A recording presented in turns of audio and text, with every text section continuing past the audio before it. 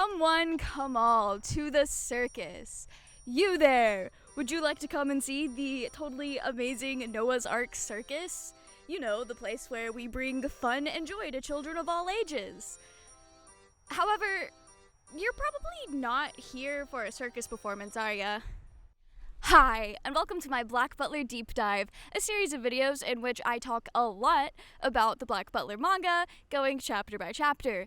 At least for now, while the story arcs are not 40 to 50 chapters or more long. Anyway.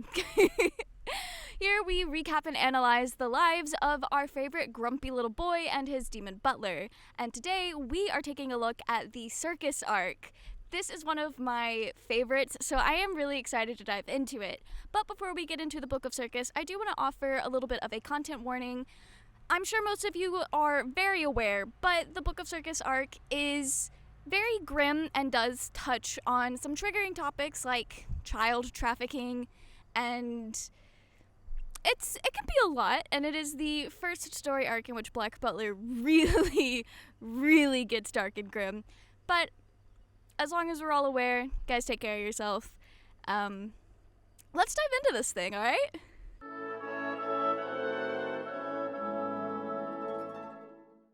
A little bit of context for those who are not reading the manga in order or have not been watching my previous deep dive videos. The last story arc ended with Ciel getting his next mission from the Queen. Essentially, he is tasked with investigating Noah's Ark Circus in regards to missing children, essentially. That's not funny. Ciel and Sebastian are investigating missing children's case that involves the circus, and that is all you need to know before starting Book of Circus. Alright.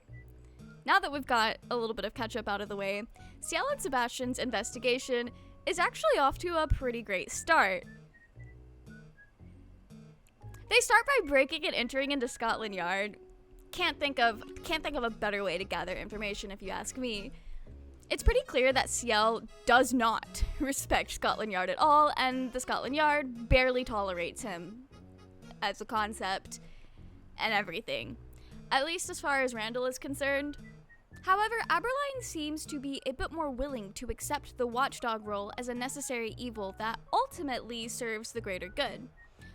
So he's much more willing to work with Ciel, or he's easier to walk all over. Honestly, this starting scene could be read both ways, just as equally. Aberline is worried about getting in trouble for Ciel and Sebastian's infiltration.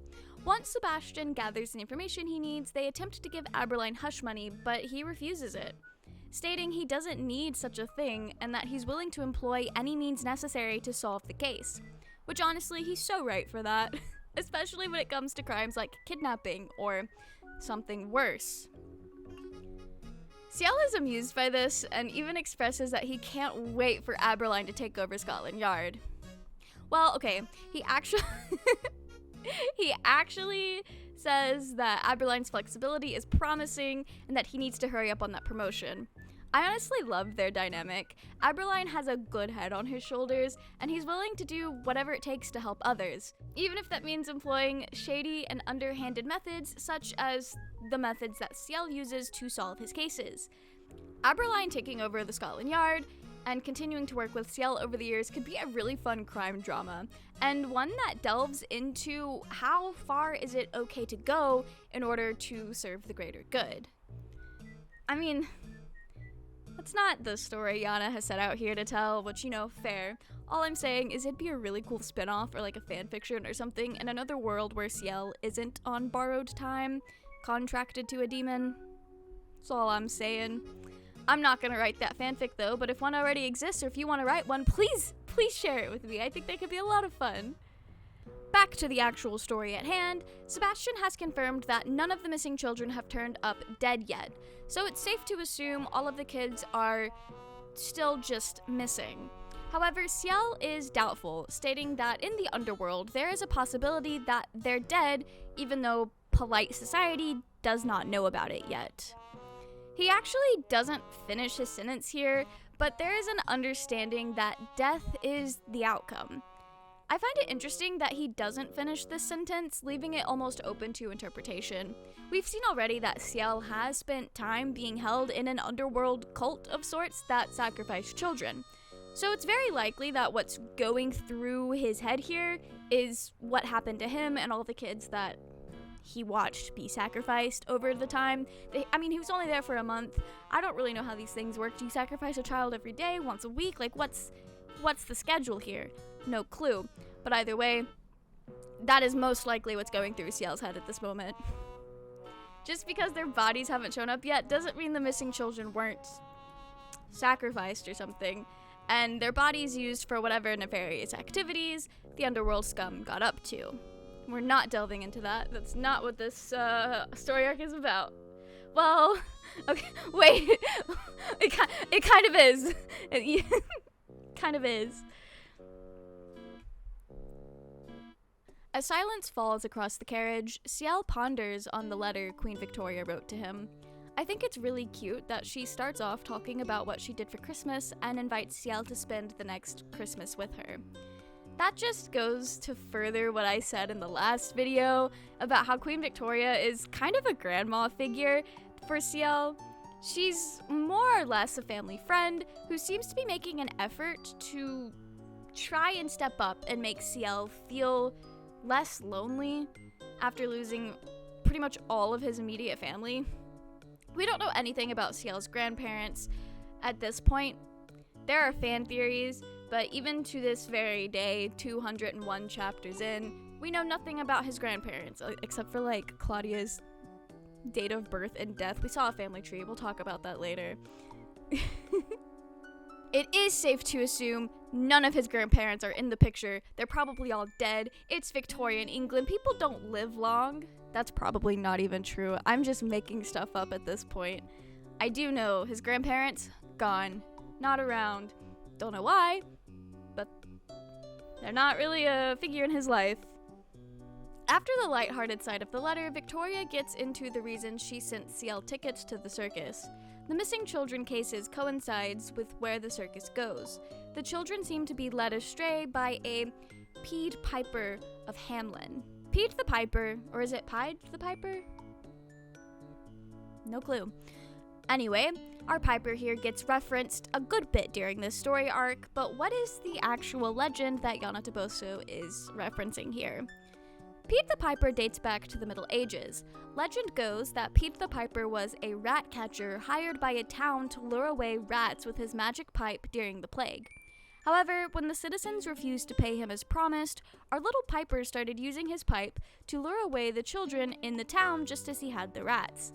This is the most common version of the story from what I can tell, and it's the one in Brothers Grimm, which seems to be the place everyone gets their fairy tales from, especially anyone who is sick and twisted enough to enjoy Black Butler. This call is coming from within the house, don't cancel me. And this is also the version of the story that is relevant to Black Butler and the Circus arc here. I do think it's kind of fun that in the seemingly originating area of this story, Hamelin? It's German. Pied the Piper is seen as a symbol of hope since he drove away the rats during the Black Plague, which in turn saved the people from the plague. Since, Black Plague comes from the rats. So these kids may be getting lured away by a strange bard. Don't take this too literally. Sebastian is ready to accept that this case could be connected to the underworld and asks Ciel if he would be calling on him. Ciel says he'd rather avoid it, and that's the end of the conversation. It's time to see Prince Soma again. Well, in a flashback that lasts for like a panel or two, he's happy to see Ciel, asking if he missed him already. I think Soma may be the one missing Ciel here if I'm being honest, but I'm happy to see that he's doing well, even if it's only been a few pages since we last saw him. Anyway, the reveal that Ciel didn't want to go see the Undertaker makes sense. Must be a huge blow to those who believe that Undertaker could be Ciel's grandfather. More on that in the future, as we actually come up to the evidence that supports that theory. We'll talk about that later. But hey, I can't blame him. Undertaker is a very, like, hands-on kind of guy and does make jokes about Ciel getting, like, needing a coffin and dying, and, like, I could see how that could make Ciel uncomfortable. That's also just, I feel like that's a pretty sore subject for Ciel. He knows he's on borrowed time. I don't think he wants to think about getting a coffin. Anyway. If you couldn't tell by now, that's right. The Undertaker has his ties to the underworld, which makes sense because even rich criminals need help, you know, getting rid of the bodies and whatnot. Also, it sounds like Undertaker knows something about what Ciel has gone through. Perhaps Undertaker was the one who prepared Ciel's body. You know, the other one that we saw get sacrificed. It seems pretty likely since, spoilers, he is the only character in the entire manga thus far that is a mortician. Not that you have to be a mortician by trade to dispose of bodies in the underworld, but since he is being established as the guy to know for that sort of thing, it makes sense. It's a fair assumption to make that he would have been involved with disposing of bodies that the cult that held Ciel and Ciel needed disposing of. Makes sense to me. This could also be another reason why Ciel is uncomfortable around Undertaker. If he knows what Ciel has been through, or at least knows that there were twins, maybe he could know that Ciel isn't who he claims to be, isn't who he seems. Also, reminder, keep manga spoilers to a minimum in the comments, and yes, that does include spoilers about Tango and the Campania, or the, that's the musical name. What was it, Book of Atlantic? Is that what the anime was called? I don't know. Spoilers to a minimum, please, especially for things that have not been animated at all yet. Not everybody has read the manga, and the only reason I have essentially spoiled the twin thing is because talking about the foreshadowing and theory evidence is relevant to where we are, and it's really cool, and I wanted to basically justify why I was going so hard for a mere fan theory. I don't know, it makes a better appreciation. Also, I'm pretty sure everyone who is still in the fandom at this point knows about the twin reveal. Like, they may not know the context, but they at least know that it happens. So, yeah, manga spoilers to a minimum. Thanks. Undertaker requests his high payment of a good laugh. So Ciel calls upon Sebastian, a man with good humor, I suppose, only for Undertaker to essentially tease him for not doing things on his own, which seems to strike a nerve since Soma treats Ciel like a little brother who needs his big brother around, so he's kind of already very irritable. Wonder why that could be extra upsetting for Ciel. You know, the whole big brother thing. Anyway, Ciel orders Sebastian not to peek and begins his big theatrical joke. No, I haven't the slightest idea what Ciel did to make Undertaker laugh. Ciel's humor isn't something that we really get to see, like, at all. So I really have no baseline for what he could find funny enough to be the payment. The only thing we know that Ciel finds funny is inconveniencing Sebastian, which, you know, me too. So, either way, it's safe to say Ciel probably relied on a bit of physical humor or used some kind of movement to tell his joke, since by the time he's done, he seems very physically worn out and has also taken his coat off and rolled up his sleeves. Ciel's a little weirdo. A little freaky little weirdo. Love that for him. He's got clear commitment to the bit, and I respect that. I respect the bit. Whatever he did, it worked. And also surprised Undertaker, which may have added to how funny it was. Sebastian calls Ciel a dog, which, sir, you are not one to talk. Also, dedicated to the bit and barking whenever asked. That's exactly what Sebastian does every day. This is why I hate him. What a hypocrite. Okay, it's not really why I dislike Sebastian, but that's neither here nor there. It's not relevant for anything. Undertaker reveals that there are no children. The missing children have not been part of his clientele, and he also hasn't heard any rumors about this case. So it seems that the missing kids are probably still alive. Not if I have anything to do with it. Ciel is a bit displeased about the lack of information, but the lack of info is actually pretty useful information in and of itself. The next task is investigating the circus directly. On the way out the door, Undertaker has some wise words of advice. A person only has one soul, so take good care of yours. Kind of weird words if you ask me, but Undertaker's just a silly, eccentric guy, right? Right? It means nothing, and it's just him telling Ciel to be careful during his investigation, right? Well, let's store this conversation into the pile of things that Undertaker says that seems to have just a bit too much genuineness in it for who he is and who he seems to be. Words that probably foreshadow a big reveal for him later down the line.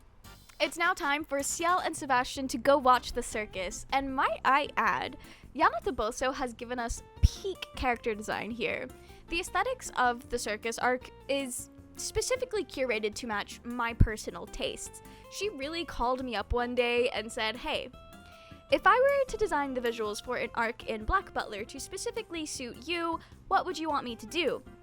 Never mind the fact that I was like 11 when this story arc started and did not have that taste yet, and also had never even heard of Black Butler yet. I was like a few years before I found out about the series. Anyway, the circus arc did start 2 days after my birthday in 2008, so I'll take it. It was a gift for me personally. Thank you so much. The circus performance itself is your standard cast of oddities. People demonstrating extremely highly skilled acts and odd humans who seem to be something more. Specifically Snake, the half-man, half-snake guy. Yeah, we never really get an explanation for who Snake is and why or what he is. Maybe that'll change in the current ongoing arc in the manga, since we've been getting extensive flashbacks for some of the characters. Nonetheless, the circus is pretty standard, and the missing children do not seem to be involved. I do want to add, I really like that Yana Toboso seemed to go out of her way to make the circus troupe skill-based. Like, their performances are skill-based, instead of including disabled people to gawk at, like some circuses in real life and other media depicting circuses have done in the past. American Horror Story Freak Show, I am looking at you.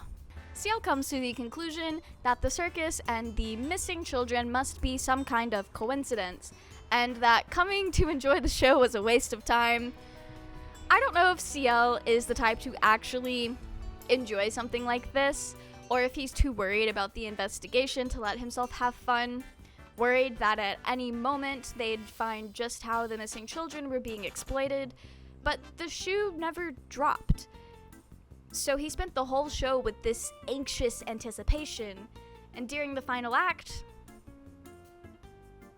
I guess he's realized, hey, there's no kids, nothing to be worried about. That sucked. Anyway, during this final act, audience participation is requested, and Sebastian volunteers, shocking Ciel into thinking that maybe he had seen something. But, you know, Sebastian's got that cat lover in him. And what is a tiger, if not just a big cat? Cue the other iconic Sebastian scene. I guess his head can make a pretty good chew toy.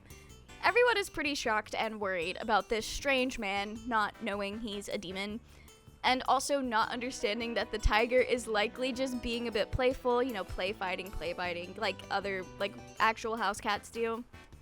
But in response, the tamer freaks out, going to whip the tiger, which seems to upset Sebastian, which, yeah, that leans in the realm of animal abuse that circuses have been criticized for time and time again, in media at least. I'm sure it was a big stink IRL as well. I just don't think circuses exist anymore? I have no clue. Probably not. They always seem like such a thing of the past. I'm gonna look that up later. editing me right on the screen right now if circuses were real or when they stopped. Please, I would like to know. Sebastian tells her that that's not the best way to train an animal, probably looking back on how he's had to learn to work with and teach CL. I mean, I think that's a good parallel. CL is rightfully annoyed at Sebastian's behavior, though. The man stood out in a way that wasn't good for them. However, due to the incident, Sebastian is invited to get checked out by the doctor on site, which could prove to be beneficial for the investigation. I'd say so. It's a little bit of an in. A little bit of an in.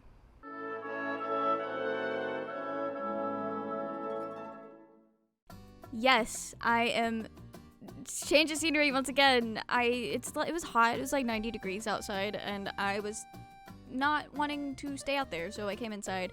But just like our scenery change in the video essay, Sebastian gets a little bit of a scenery change as well.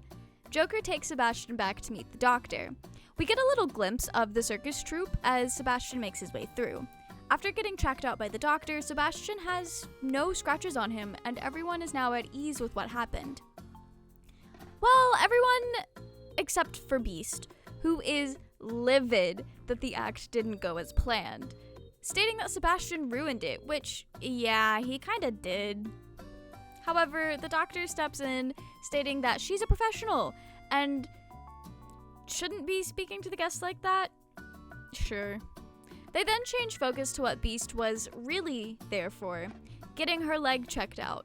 Sebastian then learns that many of the circus members have prosthetic limbs. Beast with her leg, Joker with his funky skeleton arm. The doctor they keep on site is the one who makes their prosthetics, which is pretty cool. During the late 1800s, most prosthetics were made of copper, iron, steel, or wood. In 1863, the cosmetic rubber hand was introduced in the US, which allowed for some movement. It wasn't until the 1970s, though, that prosthetics started to be made with more lightweight materials, which I mention because when Sebastian asks about the prosthetics, the doctor states that he has used ceramic. However, he specifies that he uses special materials to make these prosthetics light and durable. And he goes on to explain how he makes them in a way to allow for good movement. This doctor just seems like a really nice guy who cares a lot about helping others, right? I've got to stop spoiling the manga with my quirky little script. Anyway, as Sebastian is listening and inspecting these prosthetics, I assume out of his own curiosity, since these are more advanced than what was used at this time in history. He notices a mark on Beast's prosthetic leg, one the readers do not get to see just yet. However, the moment is cut short when Beast feels violated, because this mark is on her upper thigh, and it is pretty indecent for a strange man to be looking at her that closely, especially in such a vulnerable area. She lashes out at him, understandably, which prompts a bit of slut-shaming, probably due to her bold costume. Sebastian was not a real one for that, I'll tell you that. But Dagger does step in to step up for her, even if it's for selfish reasons, since the poor boy has a pretty bad crush. There's a bit of confrontation, but since Sebastian is a guest, the other circus members try their best to intervene and stop it. We see everyone display some adept combat or combat diffusion abilities. Once the dust settles, Joker jokingly suggests that he'd love to recruit Sebastian to the circus. As a joke, but like one of those like /HJ instead of /J type of situations. Seeing it in for the investigation, Sebastian actually takes the joke seriously and weasels his way in, making sure to pave the way for CL as well. Also, love the joke that this little boy is sneezing because someone is talking about him. It's great. As Sebastian is leaving, he tries to take advantage of his position to investigate. However, he senses a strange presence, possibly a familiar one at that. There's no children, but there's something. He's then caught by Snake in a way that suggests the strange presence could have been Snake, but I'm not too sure about that. Well, I know who he's sensing, but for the two of you who are watching this video who don't know how the story plays out, you'll just have to wait and find out. Having been bean-boozled, Sebastian leaves. He's got to take Ciel home and fill him in on the advancement anyways, so might as well not stick around. Back at the townhouse, Soma is really excited that Ciel is finally back. He just wants to spend some quality time with his bestie. However, Ciel is consumed with his investigation and is quick to anger. Well, okay, he was probably already angry about Ciel's actions, and Ciel seems like a very irritable kind of kid, especially when he's already kind of pushed in that annoyance zone. And Ciel also knows he isn't cut out for going undercover at the circus. He knows it, we know it, Sebastian knows it, like it's no secret at all. So why on earth did Sebastian sign Ciel up to be in the circus? Probably as a way to solve the case, while also causing problems for his dear master. You know, that malicious back and forth Sebastian and Ciel have, where they poke fun at one another and intentionally cause problems just to see the other fail or at least have a hard time. Either way, Soma leaves him with the advice that luck will run away if Ciel doesn't smile. Which I find funny, because, you know. Then there's the wee one over here. Say hi to Smile. More complaining from Ciel leads to the idea that Sebastian could go in alone and work with his own free will. However, Sebastian points out that that's not what Ciel really wants, which seems to be worse of an idea than Ciel living in a tent for a little while. Don't really know what that's all about, but you know, I guess you gotta keep your enemies and your demons very close. You gotta keep that man on a tight leash. So they're off to join the circus. The first name that comes to Ciel's mind for his undercover character is Finian.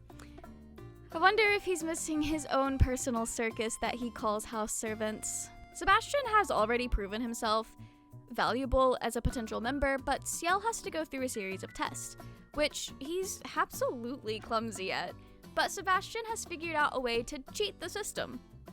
And a way that is also a pain for Ciel as well. What a win-win for Sebastian. And when I say a pain, it is literal this time, not figurative. Love that. Once Ciel passes the first two tests, his final and most difficult task of all is to give him the old razzle-dazzle, prove that he can give a show-stopping smile. How many times is Ciel going to be told to smile in this arc? Ciel and Sebastian are officially circus members now, and they get cool new costumes. Well, okay, Sebastian gets a hat and like some makeup, and Ciel gets a cool new costume that we literally never see again after this initial like scene and tour of the place. I'll be real, I have mixed feelings about this outfit because while I have always loved it, I didn't realize how much leg Ciel was serving until I made the bloomers myself and realized this costume would get Ciel slut-shamed in the American school system, which, you know, now that I say that, it's not really hard to do. But a better way to put this, knowing the weird vibes that this series has laid out at some points, and I don't know, the circus costume feels a bit odd to put a 13-year-old boy in.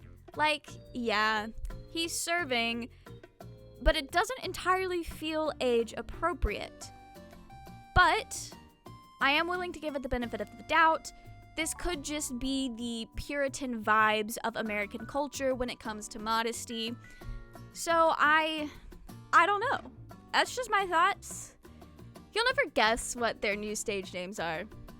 Sebastian is black, very much a child, naming a black and white dog Oreo vibes, you know, because he only wears all black, and he's got dark hair and dark vibes. I mean, he is the Black Butler after all, so it's fitting.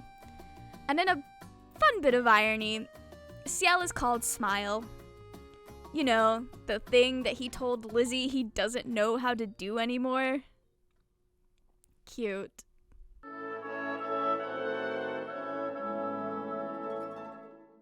Ciel and Sebastian get a fun little tour of the place, and we learn the main cast actually have their own private area that no one is allowed in.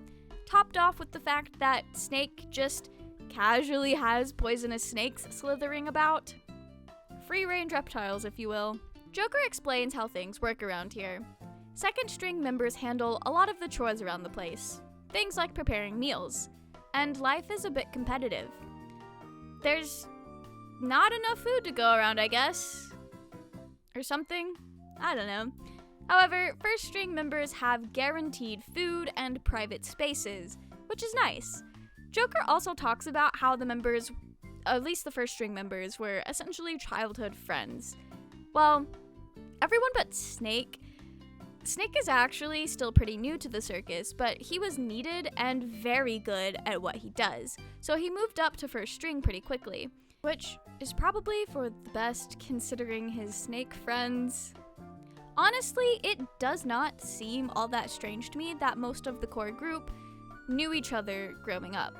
If it wasn't mentioned earlier that Joker wasn't actually the boss man, I'd have assumed he and his friends got together and put together a circus in order to make a living, which may have been how it plays out. I'm gonna be real, we don't actually get to see the formation of the circus. But if you didn't know that there was somebody above Joker, you would just assume that he was like, hey guys, y'all wanna make a circus? And they did the thing. Once their tour is over, it's time for them to start their daily training. While stretching, our super sleuth duo here discuss how they should proceed forth. Sebastian confirms that he hasn't felt the presence of the children, but that's not good enough. Ciel needs concrete evidence that the circus isn't involved, so they must stick around and work their way into the first string in order to gain access to the off-limits areas. Just as Sebastian was about to tell Ciel about the strange presence he had sensed, Dagger interrupts. Those two need to hurry it up and get to work. They'll never be good performers if they just slowly stretch all day. Dagger tries to help these newcomers figure out what their acts will be, to which Sebastian is overly eager to show off. He shows off all of his skills in pretty much everything. And I do think this is really funny because I saw someone on Tumblr recently talk about how Sebastian probably has a very strong desire to be admired. There is a scene later on in the manga, I don't actually remember the context of the scene, so I can't give it to you, but there is a scene later on where Sebastian is kind of being booed, and he looks genuinely upset. And that got this person on Tumblr talking about how he's probably very eager for like the attention and the praise, and that's why he goes well above and beyond during the circus arc and other instances like this. And I've also heard people speculate that maybe in the demon realm he's kind of a cringe fail loser boy. Nothing special.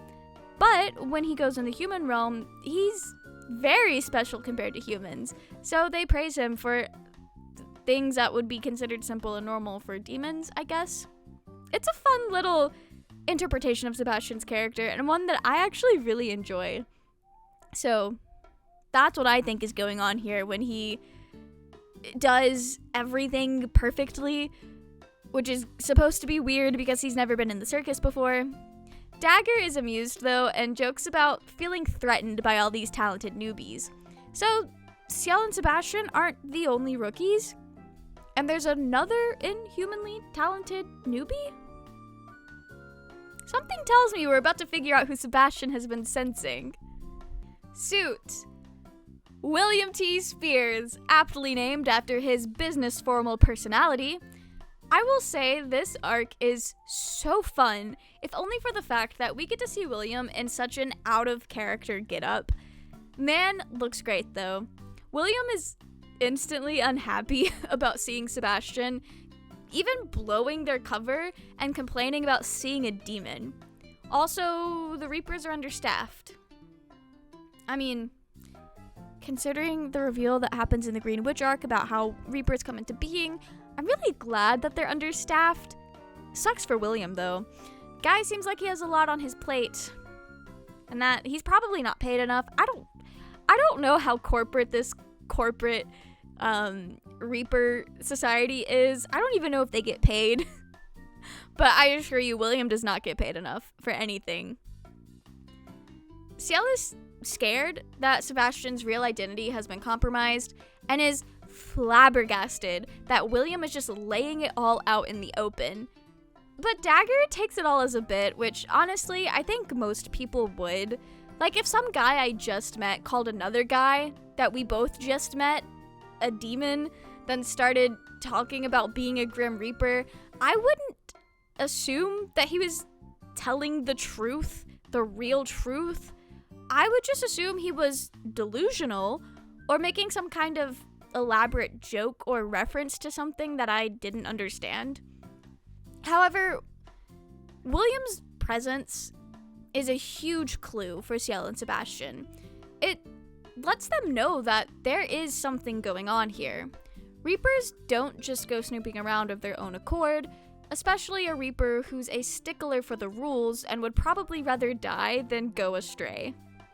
William and Sebastian head out to have a private conversation so that they basically just stop laying out all of their airs and secret identities for their circus troupe to assume that they're telling a joke.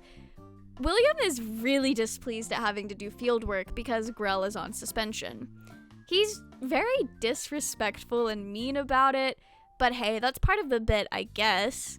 Early Black Butler really loves taking the mick out of Grell, butchering her potential and making a mockery of her traits. But hey, that's the curse of being a comedic relief character.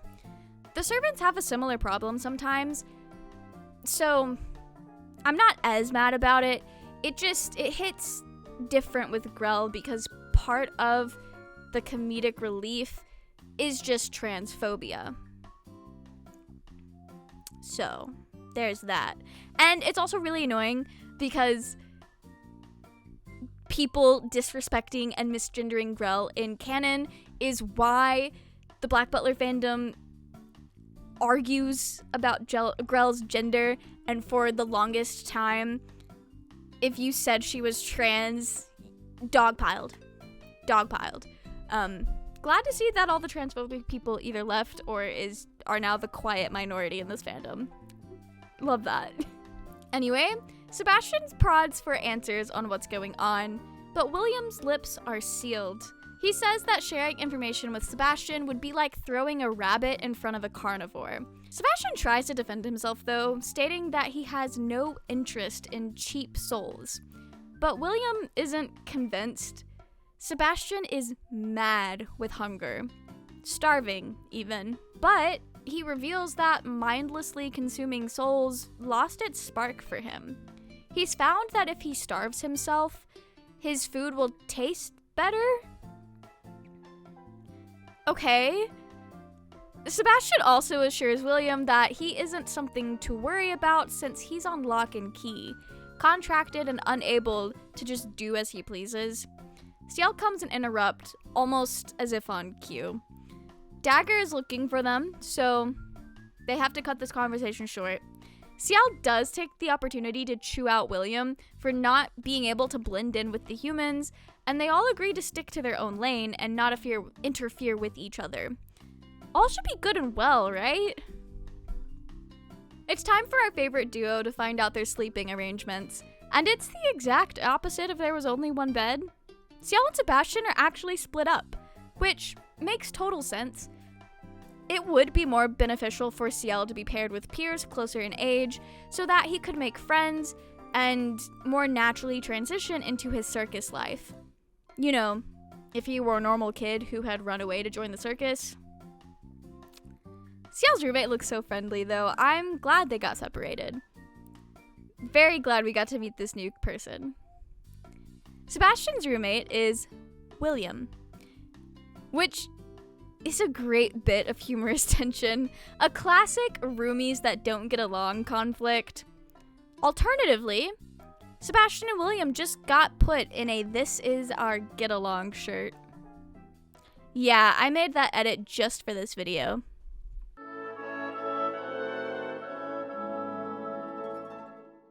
As night falls, everyone is getting settled into their tents with their new roommates. Freckles is pretty welcoming to Ciel, even offering him candy. Honestly, I wish they could be besties, but Freckles' friendly demeanor causes some concern, since it's going to make sneaking out to meet up with Sebastian near impossible. In Sebastian and William's tent, William is setting those hard boundaries, and proves to make things difficult by not letting Sebastian roam without Ciel. Sebastian's basically on tent arrest during the night. William really is concerned about him getting out there and making his life harder than it needs to be. Which, you know what? Fair. Never trust a demon, even if it is Sebastian. Never trust Sebastian, actually. The next morning, Ciel is having a great time. Okay, I lied. He is barely independent, being awoken by Freckles, struggling to dress himself, and unable to keep up with the physical labor and performance training. Sebastian, of course, has to point out that Ciel looks like a pathetic kid who can't even take care of himself, even going as far as fixing him up in front of everyone.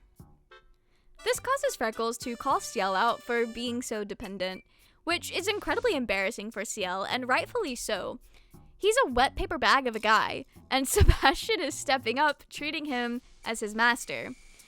It's only making Ciel's patheticness more obvious. He tells Sebastian to leave him alone while they're there, and we continue to see all the ways that Ciel is a cringe fail loser. Okay, I'm being unfairly mean here. He struggles with basic tasks and chores that were never actually taught to him. But due to his cover, it's assumed that he already knows how to do these things. I mean, most people who weren't raised in nobility would be able to at least pick up on these things pretty quickly.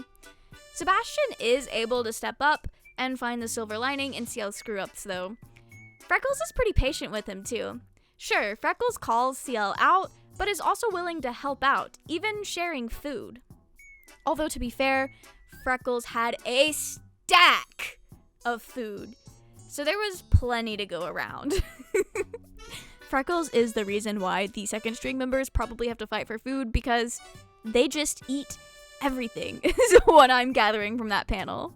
After a bit of practice, Freckles and Ciel go off to shower. Poor Ciel does not know what he's walking into here with this communal bathing area.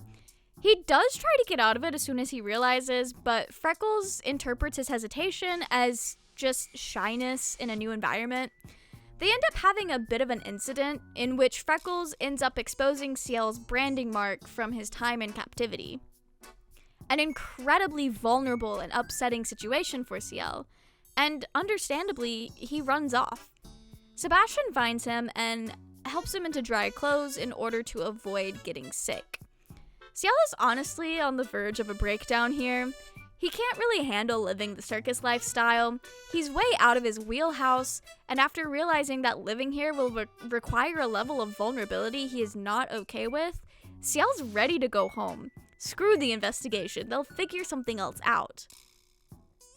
Sebastian shames Ciel, though, for giving up so easily. But in the face of teasing from this demon, Ciel finds it in him to put on a strong face and stick it out. But under the pretense that they hurry up and finish their investigation because Boy is ready to go home, he is not going to stick it out for longer than like a few days. It's time to come up with a plan. They'll infiltrate the first string tents while the main cast is performing. It's the perfect plan, actually. So perfect that, of course, things don't actually go as planned. When it comes time for the show and Ciel has found that he's lost Freckles, Joker asks Sebastian to perform in Wendy's place since she's injured. This leaves Ciel having to make the decision to either wait it out or go investigate by himself. Given that he's anxious to get home, it is no shock that he decides to go alone. He's a smart kid after all, and he should be fine. So he makes plans for Sebastian to handle the snakes before and after his performance while Ciel handles the snooping. Comedy time! William has to step in for Peter since the kid wouldn't be able to safely work with Sebastian on the trapeze. I actually don't know if Peter and Wendy are children because it says later on that they don't mature. Like, they're tiny and childlike even when they shouldn't be, so they may not even be children. They're probably like in their 20s, but perpetually baby-faced. Just like me, for real. But not quite. Either way, Peter does not have the physical presence to really handle Sebastian in a safe way on the trapeze, so William has to step in, and these two gentlemen have to work together, despite hating being in one another's presence.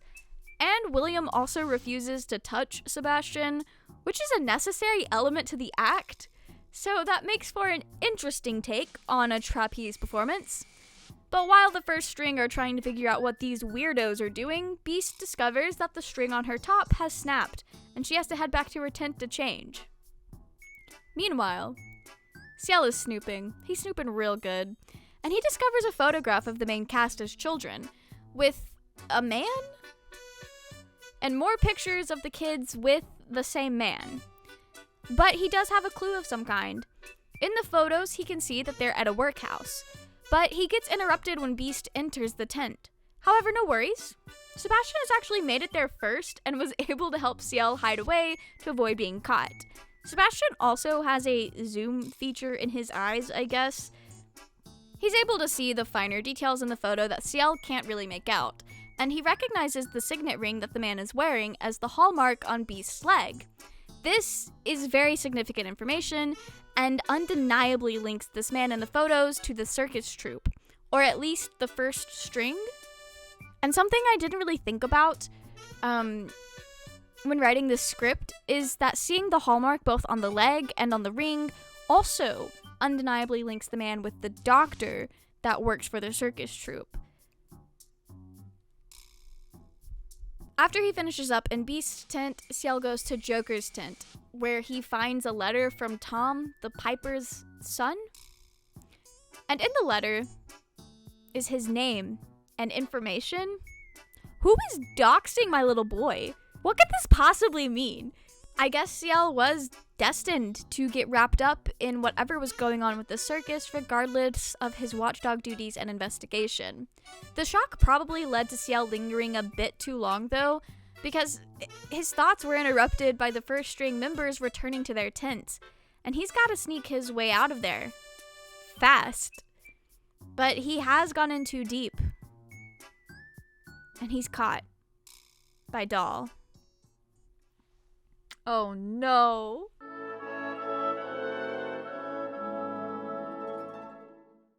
Doll has caught Ciel lurking around, but she is willing to protect him, redirecting the other members' attention to one of Snake's poisonous snakes that happened to be nearby.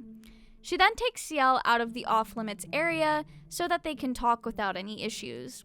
She wonders what Ciel was up to, and in order to stay undercover, Ciel comes up with a story about how he grew up in the East End, an impoverished area in London. Not a whole lot to say about that. While in the East End, Ciel did what it took to survive, and developed a bit of kleptomania, even going as far as referencing getting caught stealing at the made-up manor that he worked for. Doll seems to have taken his story as truth, though, and we find out that Doll is actually Freckles. Ciel first assumes that Doll is a cross-dresser, since Freckles was assumed to be a boy, but she is quick to use her anatomy to prove otherwise. Honestly, her being Freckles is probably why she's being so helpful to Ciel right now. She apologizes for being forceful back at the showers and accidentally revealing one of Ciel's secrets that was probably best kept hidden. Ciel wonders why she shares a tent with him, despite being entitled to a private tent, but Doll tells him that she hates being alone. She sleeps better when there's someone else in the tent with her, and I get that. Humans are very social creatures, and some people don't take as well to being alone at all. But I have a feeling there's a story here. One we may get to hear in the future? Not too sure. Ciel does seem to feel a bit bad about being a liar. He doesn't trust that Doll will actually keep this to herself, but he also recognizes that he's quick to lie as well. On the surface, it could seem like he's thinking about the lie he just told, or the lies he's told to join the circus, but the look on his face says that there's something deeper here. A deeper, more painful lie that is constantly on his mind. Or maybe I'm reading too into things, and that dead-eye look is caused by exhaustion. Who could really tell? I think part of my interpretation here is due to hindsight.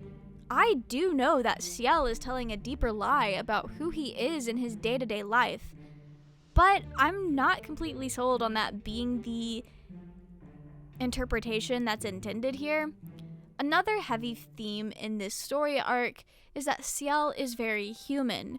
Things common to humans do not exempt him, and even though he may not always think of himself as a human, he's still included. Humans lie without compunction, and that includes him. So that could just be all that was supposed to mean. Little boy's a human, and while he may feel monstrous for the things that he does in his life and his contract with the demon, he still is human. There's no way around that. Once you're a human, you're always a human. Sorry, can't. Unless you believe in Hinduism and stuff like that, where you can get reincarnated as other creatures. But that Ciel does not believe that. With Ciel's belief, once a human, you're probably always a human. I hope that helps. I don't know why I said that like I'm talking directly to Ciel. Ciel Phantom Hive, if you're out there, I hope these words helped. This is so stupid. After Doll leaves, Ciel goes to meet up with Sebastian and tell him about what he found. And also be angry with him for releasing the snakes, even though Ciel was still in the danger zone. But Sebastian was just following orders and keeping things from looking too suspicious. And besides, every game must have its thrills, even if that comes in the threat of potentially fatal bodily harm. What a bitch. I think Ciel agrees with me on that as well. Sebastian makes us both sick, but that doesn't matter because Ciel just found out that Joker has a letter essentially doxing him. Name, address, lineage, a brief personal history. Thorough. All of this, I would have thought that Ciel probably had a really weird fandom take on Twitter and upset somebody. How strange. Could you imagine Ciel Phantom Hive getting canceled on Twitter? That would be hilarious. I need more fictional characters getting canceled on Twitter, like in canon. That was my favorite part of Mob Psycho, was seeing Reagan get canceled on Twitter.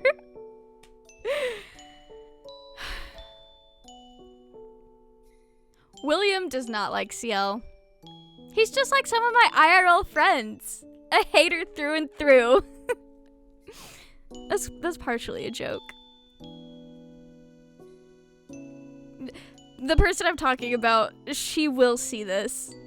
I hope she knows I'm kidding. William is very particular about Ciel and Sebastian both abiding by the roommate agreement that he solely came up with. It's honestly really funny seeing a presumably grown man stoop as low as the drawing a line to divide the room antics that is usually delegated to silly kids in media. I think it's funny. But after taking the conversation outside and away from this seriously silly Reaper, Ciel lays out all the details. The letter is signed by a fictional character, but the wax seal matches the hallmark of the signet ring in the photos, marked by a K. The mark is likely a family crest, a coat of arms that contains a horse, something typically used for knights or the military, but that's not a hard set rule. However, Ciel is certain that whoever it is has to have some social standing and wealth. Otherwise, it would be impossible for him to be a philanthropist, which we have assumed the man in the pictures was a philanthropist. Ciel then delegates the task of figuring out what family that coat of arms belongs to. But before he and Sebastian can return to the townhouse, Ciel has an asthma attack. And honestly, this gives Sebastian a bit of a fright. Well, shock is probably the better word here. It's likely Ciel hasn't had an attack this severe since Sebastian has been in his service. I mean, it's even stated as such. The guy has no idea what's going on. The circus doctor does check Ciel out and confirms to Sebastian and Doll that Ciel has asthma. And despite his state of being almost cured, if that's even possible, the cold, stress, or maybe even catching a cold could have triggered the asthma attack. I think it's a combo of all three. No doubt Ciel was cold and exposed to the elements in a way that he's not used to. That in and of itself can cause stress for the body. But he's also been under stress being so out of his element with work, the emotional stress of the incident in the showers, and being pushed to his limits both physically and mentally. And whatever stress he must feel from finding that letter containing his information, that does not put anyone at ease. Ciel's been through a lot in the past couple of days. If it's even been a full 48 hours, I think it has. It might have been a little bit more than 48 hours. Either way, he's been through a lot. So it's no surprise that he's having an asthma attack after pushing himself beyond his limits. I do think it's sweet that the doctor and Freckles are genuinely worried about Ciel here. I think the warmth of human connection and comfort of their concern reminds Ciel of his childhood. Well, there's also the fact that the doctor asked Ciel if he had asthma when he was little, then lectured him about being careful since it can be fatal. I imagine Aunt Angelina gave him similar lectures in the past, at least once. After the doctor rushes Sebastian and Doll out of the medical tent, we see Snake ratting out that Ciel and Sebastian had been lurking around the first string tents. He can speak with snakes? Yeah, okay, I'll take it. Why not? The snakes seem to act as a security system, which is a really neat concept. Either way, the first string troop are worried that they've been caught. They blame it on Doll though, which sucks. I guess she's not great at keeping secrets, which seems to contradict that she's been keeping a secret identity around the circus this whole time. But I guess keeping personal secrets is different from keeping someone else's secrets. It's suggested that they kill Sebastian and Ciel that night, but Joker reminds them that if those two are connected with Scotland Yard, that would cause even more problems. With the fear that whatever they're doing has been compromised, Joker says they need to discuss things with Father. Meanwhile, Freckles is keeping Ciel warm in the medical tent, and honestly, yeah, I also wouldn't be able to sleep with someone being so clingy like that. I need my space. Ciel is just like me for real for real. He calls for Sebastian, then conveniently demonstrates that they know Morse code. Well, okay, that's probably not too far of a stretch since the telegraph was invented in the 1830s, and that used Morse code to send messages across distances via electronic signals. And it wouldn't be too far-fetched for Ciel to have used a telegraph. Ciel orders Sebastian to head out and investigate that coat of arms.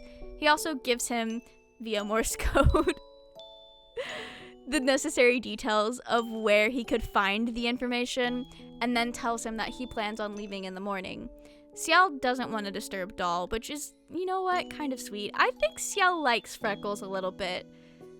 They seem like they could be friends. And he doesn't, especially because they were, leaving. Ciel doesn't have to, lay there and worry about waking Doll up. So I think there's a little bit of genuine respect there. And with that, Sebastian is off. Except, not quite. William confronts him, stating he needs to get back to his tent and that he will not allow Sebastian to go off on his own. This dilemma causes Sebastian to figure out an alternative way to figure out who the man with the hallmark is. Enter Beast and Joker. Joker is on his way out to meet Father when Beast stops him. She tells him to give it a rest, that they should wash their hands of this business and run off to where Father couldn't find them, sustaining themselves with the circus. Implying that Father had been the one sustaining them? Unsure. Joker does tell her, though, that running away over the hills is impossible for them. She pleads for him. They've dedicated themselves to protecting what was important for them, so she can't bear to see him in pain. But Joker shuts her down, stating that they can no longer turn back, and he's off. Sebastian has been overhearing this whole thing, I think.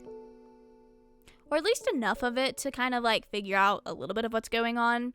He teases Beast for her tears and emotions, planting seeds of doubt, saying she doesn't have a chance with Joker, and that it's cruel that he wouldn't just return her affection, but is still nice to her? Okay. Sebastian can help though, at least for a moment. She can ease her pain by going to Pound Town with him. And just like that, Sebastian has lured in his prey.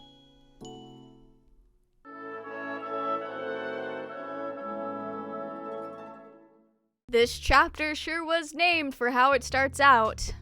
I mean, even the chapter cover art is a bit suggestive, or acts as an in-between for the seduction at the end of the last chapter and the intimacy that starts off this chapter, which is honestly kind of neat. I love that.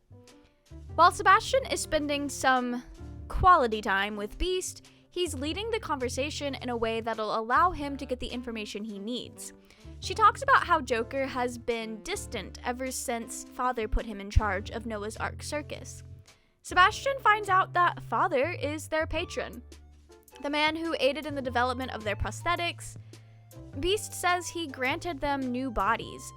Sebastian gets the man's name under the pretense of wanting to meet him since he and Beast are now close. What a whore. Sebastian. I'm slut-shaming Sebastian, not Beast, let me make that clear. The next morning, Sebastian returns to Ciel, who seems to be doing a bit better, and since they got the information they needed, they can return to the townhouse. William is pretty relieved to see them go, stating he can finally relax and get to work. Back at the townhouse, Prince Soma is really worried about Ciel, stating that he was actually about to contact the police and report him missing. But his lecture on letting people know where Ciel is going is cut short once he realizes that Ciel is sick.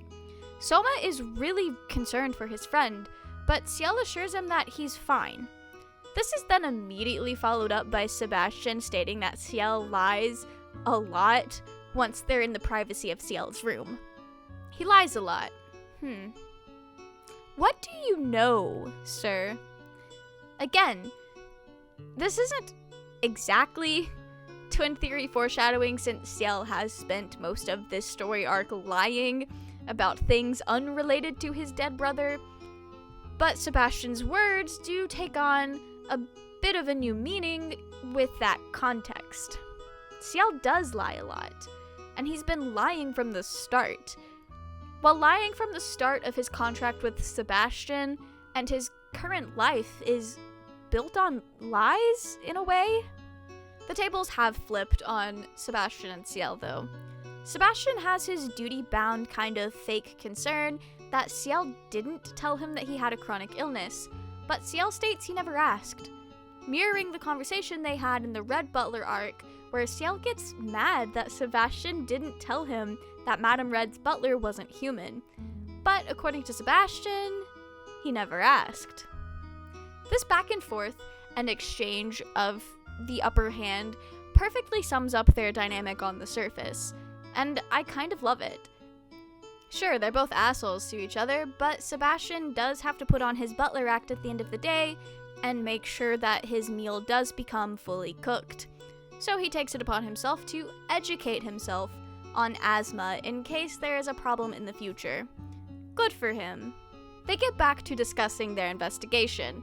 Sebastian reveals that the man in question is Baron Kelvin, someone Ciel has met before when he was at a party with his father back in the day.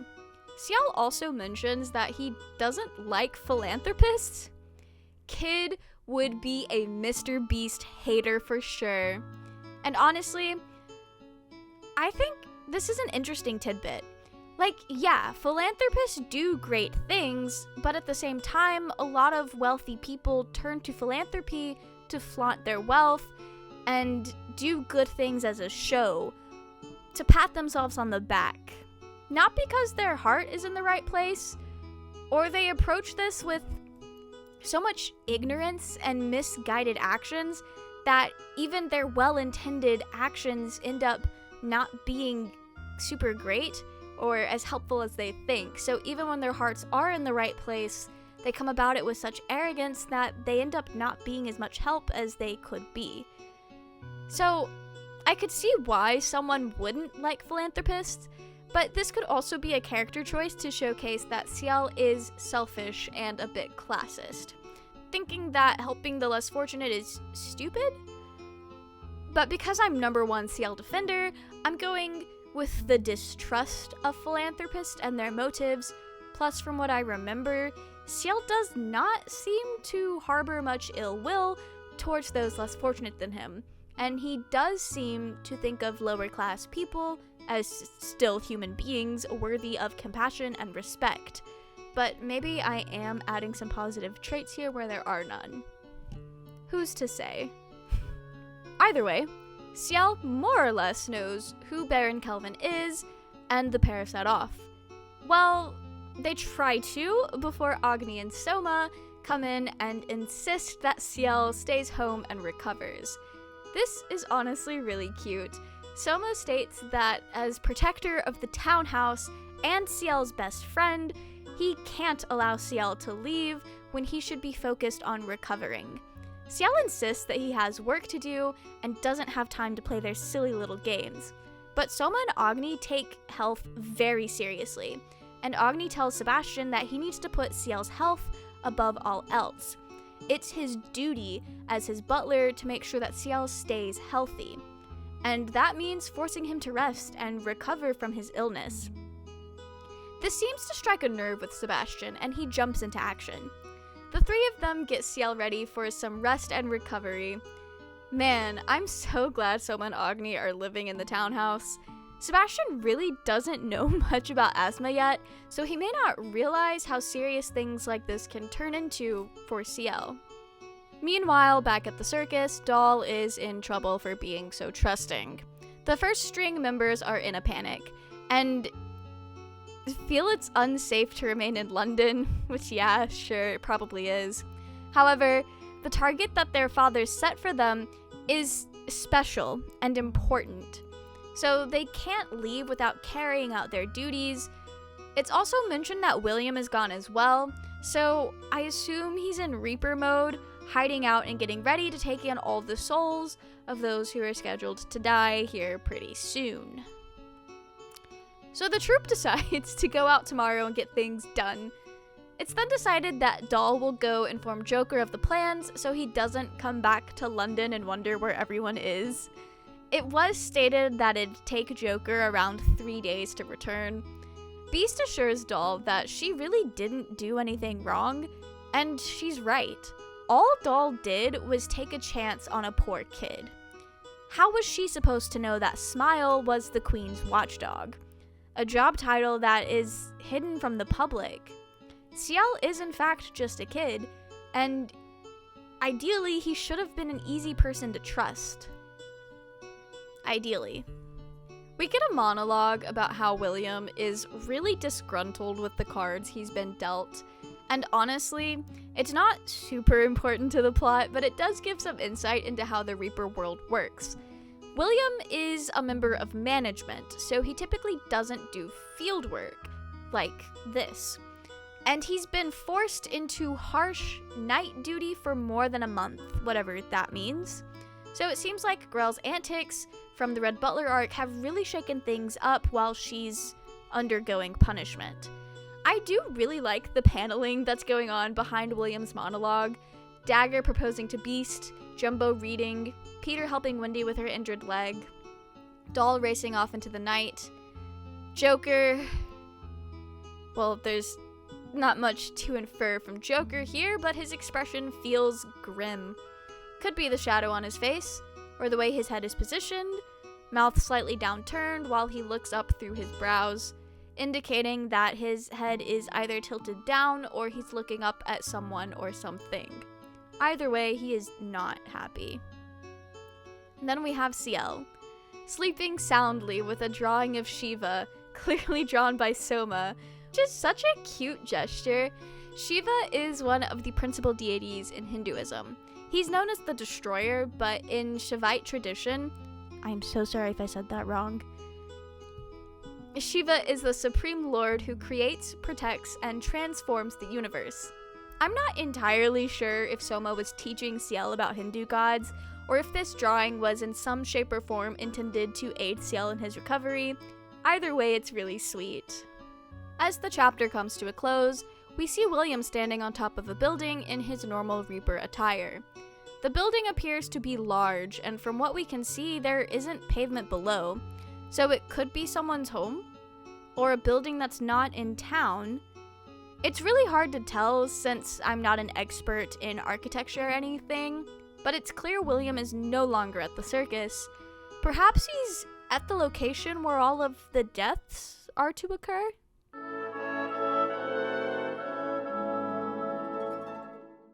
Over the hills and a great way off, the wind shall blow my top knot off. Wait a minute. Is that the rooftop William was just standing on? I think we have our answer on where William will be collecting a large amount of souls. The very place Joker is getting ready to face the day. And face Father. We don't get a clear look at Father, or the Baron Kelvin, just yet. He's bathed in shadow, and clearer shots don't go above his shoulders. He does have a child in his lap and another sitting beside him. And given the way they look, I don't think this is an innocent child sitting with a trusted adult situation. There's something going on here and I don't like it. I did issue a content warning at the beginning of this video, but I want to dive back into touch on that again. I know most people watching this video are probably very familiar with the Circus arc, so to keep things short, just Baron Kelvin is a pedophile. We don't see him assault children, but he's got weird vibes with them, and it's kind of a relevant plot point that's not really played up for jokes like the Viscount of Druid. For those who have read the Blue Memory arc, some scenes that we'll see later in this story arc, one in particular, takes on a new or clearer meaning with the context of a certain chapter in the Blue Memory arc. And when I say a different meaning, I mean like a meaning that it very clearly relates to assault. Also, you know, this is the part where things get real grim. Lots of horrifying, horrific horrors. Less so this chapter, but like the next ones through this. Alright, everyone's thoroughly warned. You've been warned twice now. Back to Joker.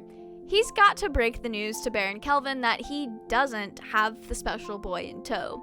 Special Boy most likely being Ciel Phantomhive, but Baron will tell us all about that later. Baron Kelvin is displeased, even calling Joker a bad boy.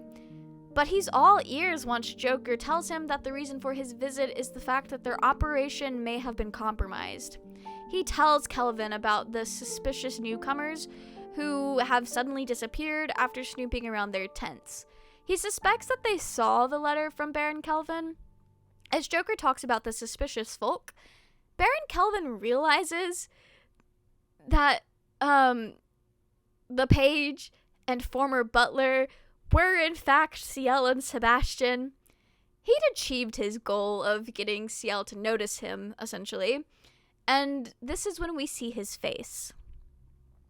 Almost completely wrapped in bandages. Honestly, we find out soon why he looks like this, but I think this was a choice Yana Toboso made to make him unsettling. Like before, when he was just a normal-looking guy, he looked just like a sweet, unassuming older man. To be fair, he looks old to me because I've really only seen mustaches like this on older men. I think he's probably supposed to be in his 30s or so, or at least in the pictures that we saw him in. But this bandaged up version of him is kind of scary, especially with how he's drawn in the shadows and the fact that his teeth have a bit more detail to them. I've noticed, stick with me here, I've noticed a lot of anime and manga, they'll draw their sketchy human characters with more detail in their teeth, like individual tooths drawn out instead of just the general fill line that goes in between the top and bottom teeth and nothing more, or like a fang here and there. It's a really unsettling detail, especially considering it's not given to everyone. Baron Kelvin is not like everybody else when it comes to his teeth situation in Black Butler. So it makes him and characters who share this trait across anime and manga in general feel a lot more dangerous. And it's creepy, which it's supposed to be, I think. That's at least how I feel about it, because again, it's really only villains that have their teeth drawn like that when most of the main cast don't have detailed teeth. That's just what I've noticed. I don't know if that's like an actual art theory thing or not, but it's just a common trait that I've noticed. Baron Kelvin is incredibly pleased that Ciel has fallen within his grubby little grasps. He goes on about how he's been dreaming of him ever since that day, and that he and Joker must show Ciel the greatest hospitality, even going as far as ignoring the circus and the rest of the people who depend on him. He's angry even that Joker is more concerned with warning the others that they're in danger. Baron Kelvin pulls the classic, "I gave you everything" brand of manipulation. It sucks. Joker and the rest of the first strings are so deeply indebted to Baron Kelvin that they feel they have to do anything he asks of them, regardless of what they think or know is right and wrong. There's an internal conflict with Joker here, and each of his siblings within the troupe. We've been seeing this with Beast and Joker, but the puzzle pieces are starting to come together now. Meanwhile, back at the circus, everyone is packing up and getting ready to hit the road. Well, the first string minus Snake are about to hit the road. When Snake asks, they tell him they're just going to inspect the next town. And then one of Snakes flirts with Dagger. It's a really cute moment, but under the surface, I believe Snake is disappointed. He looks sad to be left behind, and he probably feels like he gets left out a lot. He's a first string member, so he's not really wrapped up with the other members of the circus, but he doesn't have the history that the rest of the first string members have with each other, so that must be pretty isolating for him. Back at Ciel's townhouse, he seems to be doing much better. He's still knocked out, asleep, and Soma is also asleep at his bedside. Sebastian and Agni are confident that Ciel is on the mend, and they can leave the two to rest. I really love that Sebastian seems to respect Agni enough to heed his words and really change his behavior based on what Agni says, at least on the surface. However, Soma thinks that Sebastian still isn't nice enough to Ciel. Ciel is still a kid, and he should be doted on and treated as such. This advice also gives Sebastian some things to think about. He then gets a phone call from Tanaka, but we don't really get to hear what he's saying. The only clue we get is that it's something Sebastian feels he needs to let Ciel know once he wakes up. Right on cue. Once Ciel is awake, first of all, he's freaking out about how late he slept, which, sure. But he also does not enjoy being coddled and doted on like a child, even ordering Sebastian to stop. I think it's cute that Sebastian seemed to take Soma's words on the same level as he would Agni's, and it seems that Sebastian really thought he was doing something good for Ciel, not babying him just to get on his nerves, but following Soma's advice in whatever way he thought that meant. But Ciel is pretty insecure about his age, so I could see why it would upset him. And I think that Soma is unaware of Ciel's age insecurities. And Sebastian also doesn't seem to understand the complexities of Ciel's insecurities.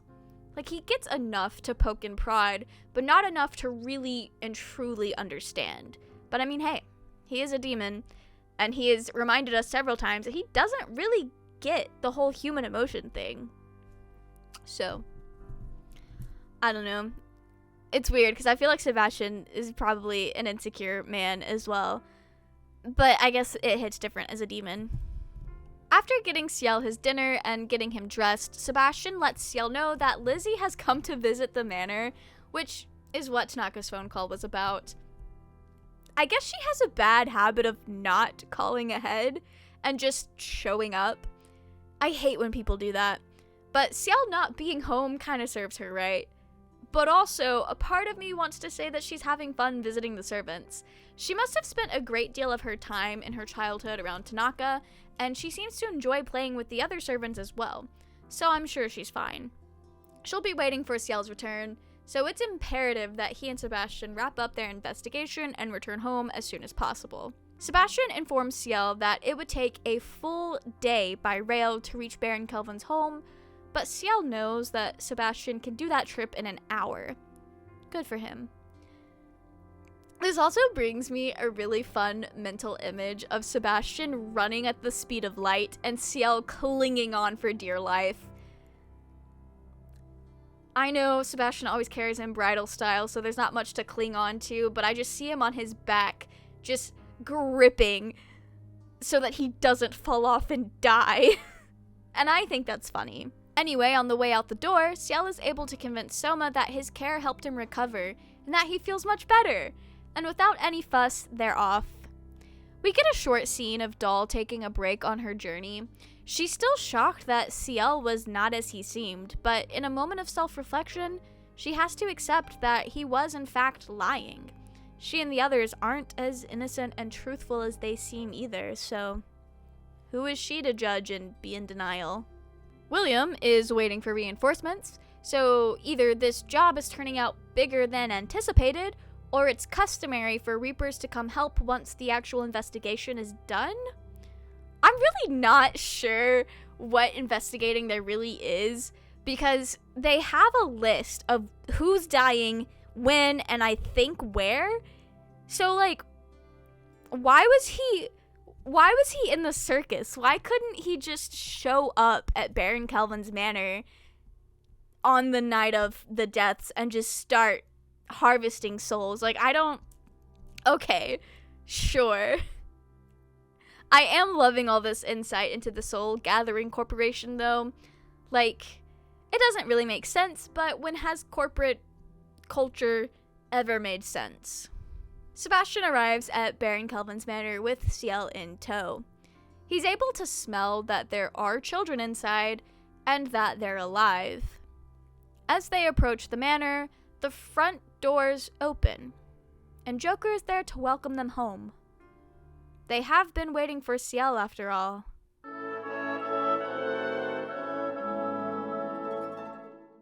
If this chapter cover does not fill you with dread and contempt for Baron Kelvin, I don't know what will.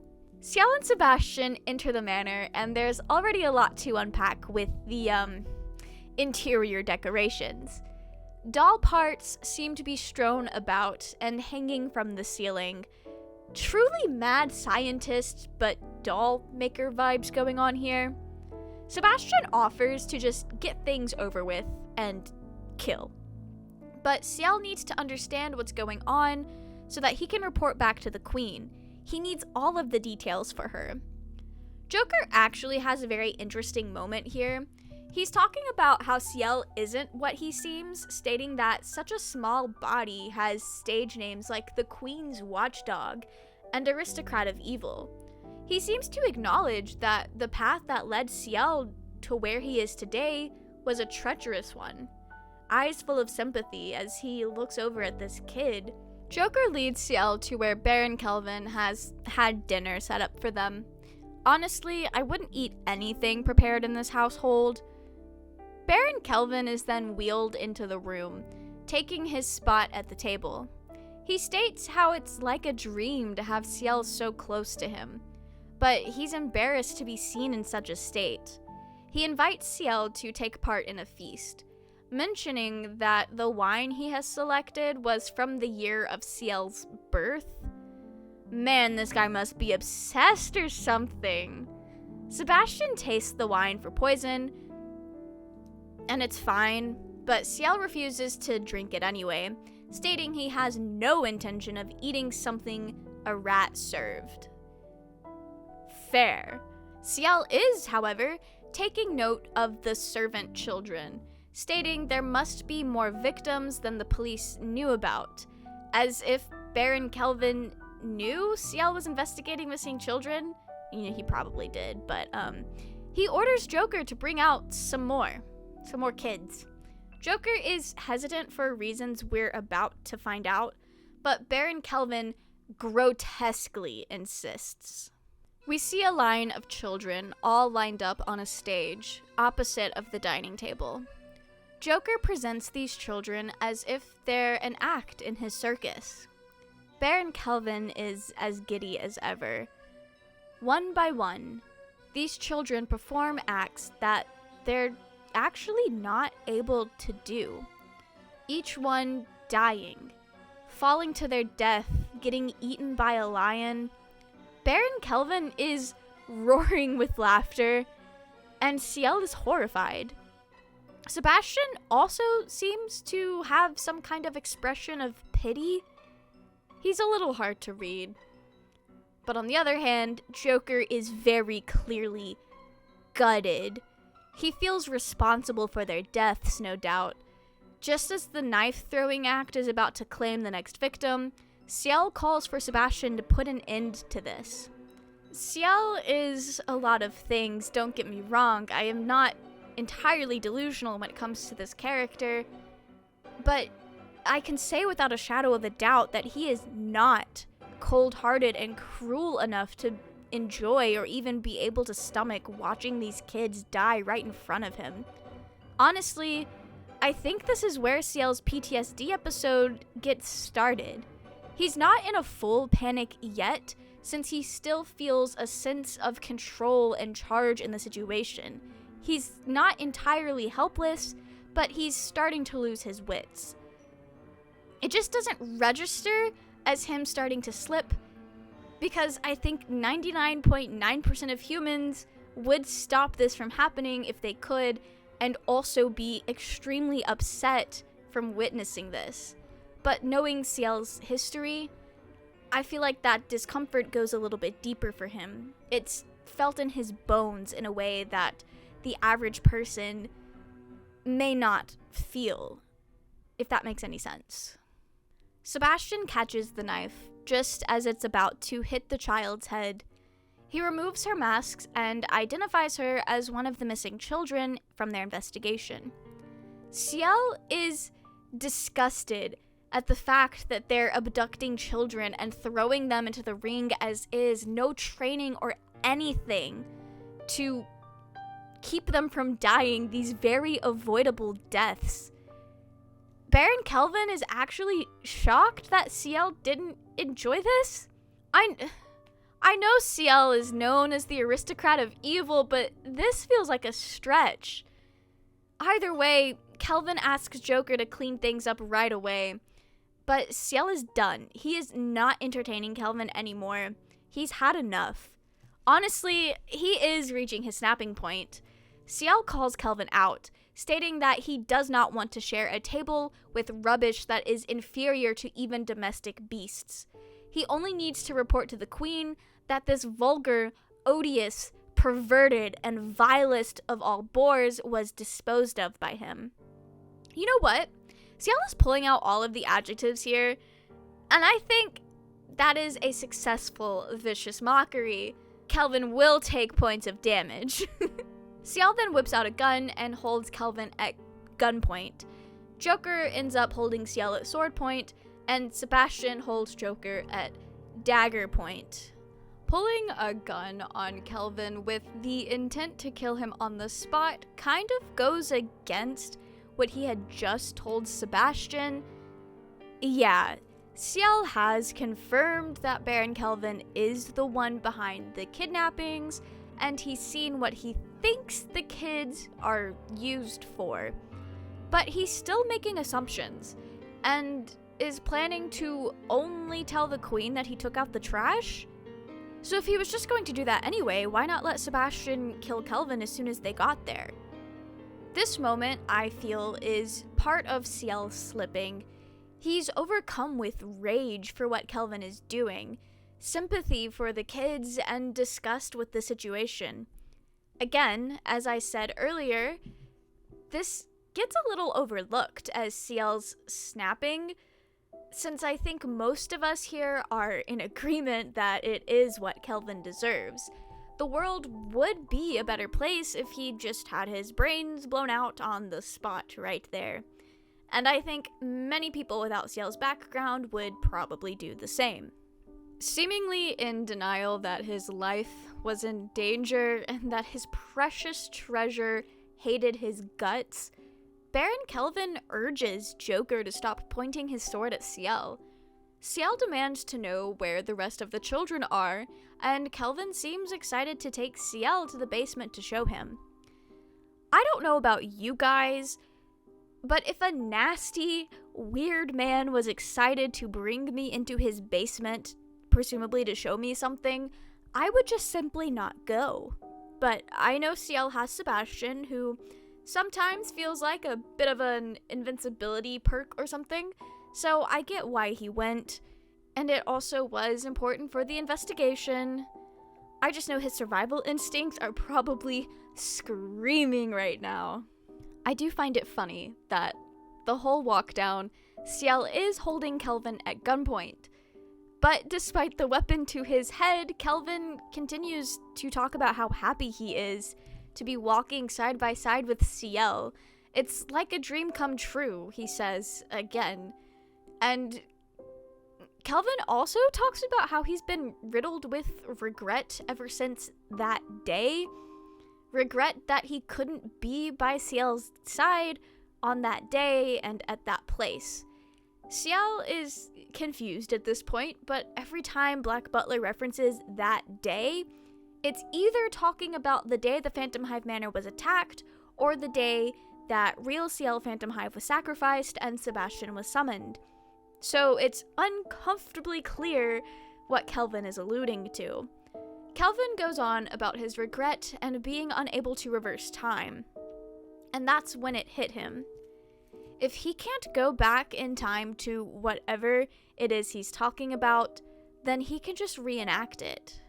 Bring the location or event to him. This seems to irk Sebastian, and I think everyone is starting to realize what's going on here. Baron Kelvin presents Trauma the Room. He's so proud of himself, even stating it took him 3 years to prepare it. And now that Ciel is there, he can recreate that fateful day. Ciel is horrified. And I think most of us were too on our first time reading or watching this scene. It was like a punch in the gut. And I'm sure it hit Ciel much harder than it hit us as the audience.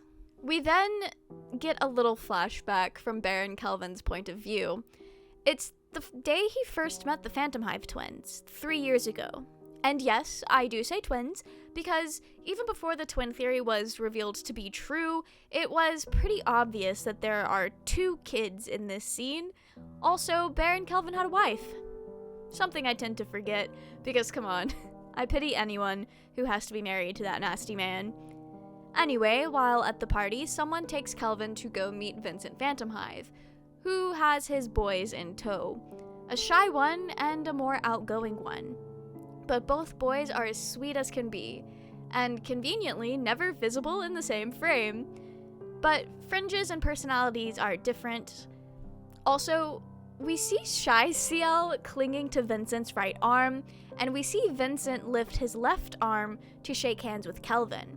And then we see what seems to be a left hand on top of outgoing Ciel's head, prompting the kid to greet Kelvin first. A simple, sweet greeting, one that was a life-changing moment for Kelvin. A totally not normal reaction for someone to have to a 9-year-old saying hello. I swear this is laid out in the way shoujo manga will show a character falling in love. I hate it here.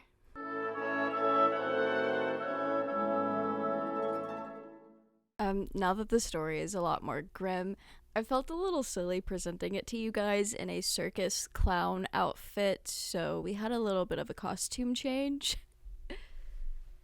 Anyway, let's get back into this bad boy. Baron Kelvin is smitten with the Phantom Hive family. He's in awe with outgoing Ciel and intrigued by shy Ciel.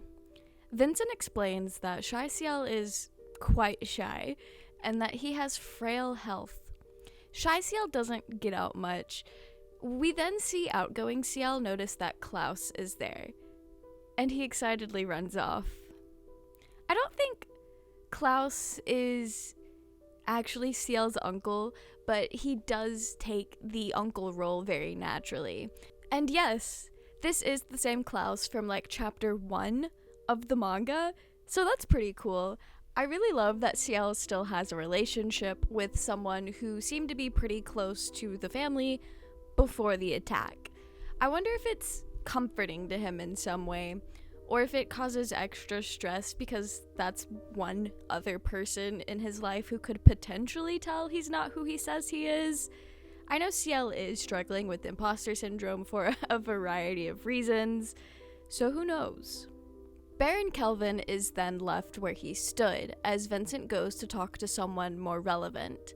Well, also just being a good father and not letting his kid get too far out of sight, but that's not the point here. Shy Ciel also seems really happy to see Klaus. Klaus mentions that it's rare that they're all together. Vincent explains that the Shy Ciel insisted on coming even though he's just gotten over an illness. The two then talk business as Baron Kelvin watches. Also in this panel, it feels like Klaus isn't included in the statement of those three since he's shadowed out a bit. But Ciel and Vincent are not bathed in shadow, which is neat because there's only 3 people shown in this panel, but one of the 3 is visually not included in the count. At least that's how I interpret this little panel. Kelvin has some kind of insecurity complex going on here. He considers the people before him to be beautiful and special. He admires from afar, and that's kind of it. Kelvin wishes that he could be beautiful and special. He wished to know as much as he could about the Phantom Hives, and he kind of girl bossed a little too close to the sun and found out about the underworld.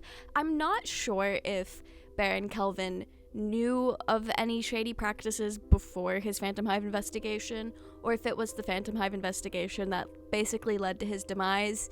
It's unclear, and it doesn't really matter, in my opinion. We've stated before that Baron Kelvin is a little bit of a predator, and we've seen that he has been involved in underworld practices after the Phantom Hive family has come into his life, and I think that once a person falls that low, they were always capable of it, especially when it comes to being predators. I don't think someone just wakes up one day and it's like, oh, I suddenly have this twisted desire. I think it's something that's within them the whole time. I mean, you see this with YouTubers all the time. Like, I don't know how many YouTubers have come out as nasty predators and groomers over the last several years, but not every YouTuber gets like that. Like, obviously you have people like Markiplier who have been in the game for a long time and seem to be a very morally upstanding person. Like, I don't know this man, but everyone is in agreement that he is most likely not a groomer or a predator of any kind. But then you have people who have been called out and canceled and held accountable for their actions and the way that they've mistreated minors. And so a lot of people say that it's the power that gets to their head. It's the power that they have, and obviously a lot of YouTubers have audiences of young teens. So it's a mix of power going to their head and them taking advantage of that power. And yeah, that could be true, but also not every single YouTuber in existence ends up being a groomer and a predator. So you can't just say that it's the circumstances that led them to that, because the people who have done it, they were always capable of it. At least that's how I see it. I'm no psychologist, so that's kind of how I feel about Baron Kelvin. Like, he wasn't always a weirdo, but at the same time he was, if that makes any sense. But Kelvin has found out about the underworld, or at least the Phantom Hive role in said underworld. I don't know how he did it, but the mad lad did eventually find himself at one of Vincent's meetings with all of his sketchy friends. The realization that there was darkness under the beauty drew Kelvin deeper into his infatuation with the entire Phantom Hive family, and so he tries to force himself into this circle, only to be brushed off with pleasantries. Kelvin wasn't actually a part of the circle, so of course discussion of business would be taken to a more private space. I do find the conversation between Diedrich and Vincent pretty funny here. Diedrich asks about Kelvin calling him an old man, and Vincent responds with the idea that they're getting old themselves. Assuming that Diedrich is a similar age to Vincent, they're in their early to mid-30s. I believe Vincent is 34 in this scene, although he could only be 33. It's actually hard to tell how much time has passed between Kelvin meeting the Phantom Hives and the attack on the manor, but we know it happened within the same year. So it really just depends on where this conversation sits in relationship to Vincent's birthday that year, but early 30s. And I think that's funny. Anyway, Kelvin is upset about being brushed off. He realizes that only pretty special people get to hang out with other pretty special people. And here starts his body image issues. Honestly, I don't think Kelvin is physically ugly. Like, yeah, he's overweight, but there's nothing wrong with that.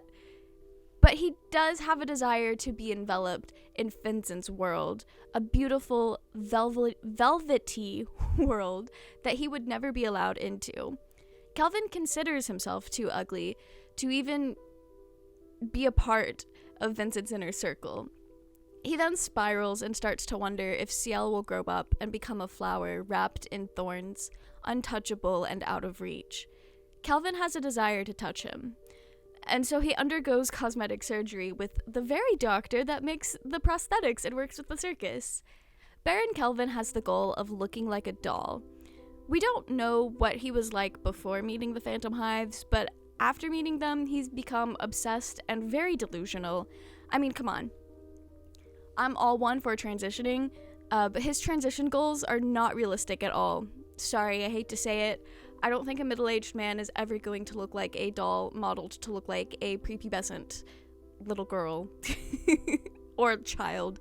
I don't think the gender matters here. Kelvin just wants to be pretty. And like, I get it. But his motives are gross. It's also alluded that Kelvin's wife leaves him, which, good for her. It doesn't seem like he liked her that much anyway, at least not now. All that matters to Kelvin is becoming someone worthy of Ciel? He was also oddly devastated to learn that the Phantom Hives were killed. Like, this man made the Phantom Hive family, a family of people who barely knew him and did not give him the time of day, his entire reason for living. And then it happened. I'm assuming a friend of Kelvin's, a fellow cult member, came to him with the news that the Phantom Hive boy would be their lamb. Anyone who's read the extensive flashback arc, this next bit will take on a whole new meaning, and it's honestly more disgusting than ever.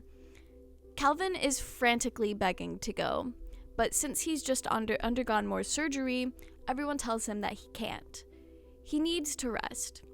The other man tells him it's just bad luck, and that he and his comrades, as kindred souls with Kelvin, will love Ciel plenty in Kelvin's stead. Yeah, let's all just take a moment to throw up here. I'm not going to explain that one in depth.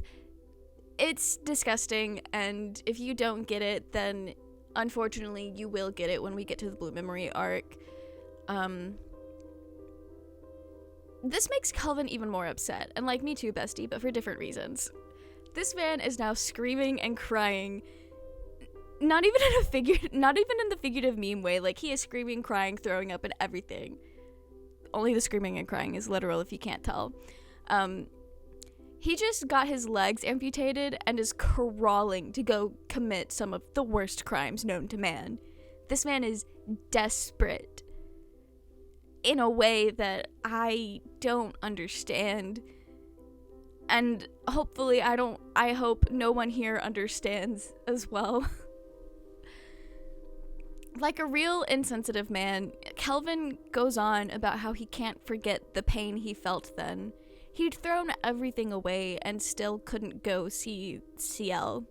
Fate had kept them apart. And then that day, the lot of them disappeared.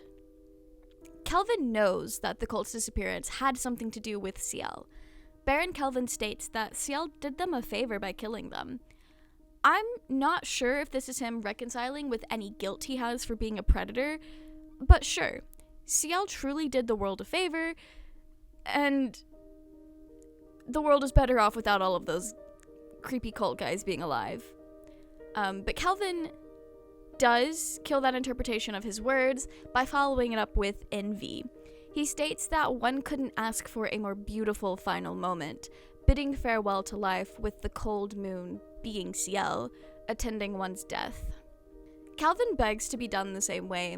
He's prepared the venue, the lambs, and now Ciel was there. This is a very elaborate suicide in a way. Before he can finish speaking about how he wanted to go get Ciel himself, Ciel shoots him in the abdomen. This is the most angry we have ever seen Ciel ever. And honestly, I think this is the most angry we see Ciel throughout the entire 201 chapters that are currently out as of me recording this. I may be wrong. There are a couple other moments I can think of right now that are pretty close contenders, but I'm pretty sure this is the most raw anger we have ever seen from Ciel. Not even up till this point, just past this point as well. There's anger here and desperation. It's raw emotion emitting from Ciel. But enough about him. Joker is fighting his own demons as well. Distraught by his father figure having just been shot, Joker goes to attack Ciel. Despite everything, Baron Kelvin meant a lot to Joker.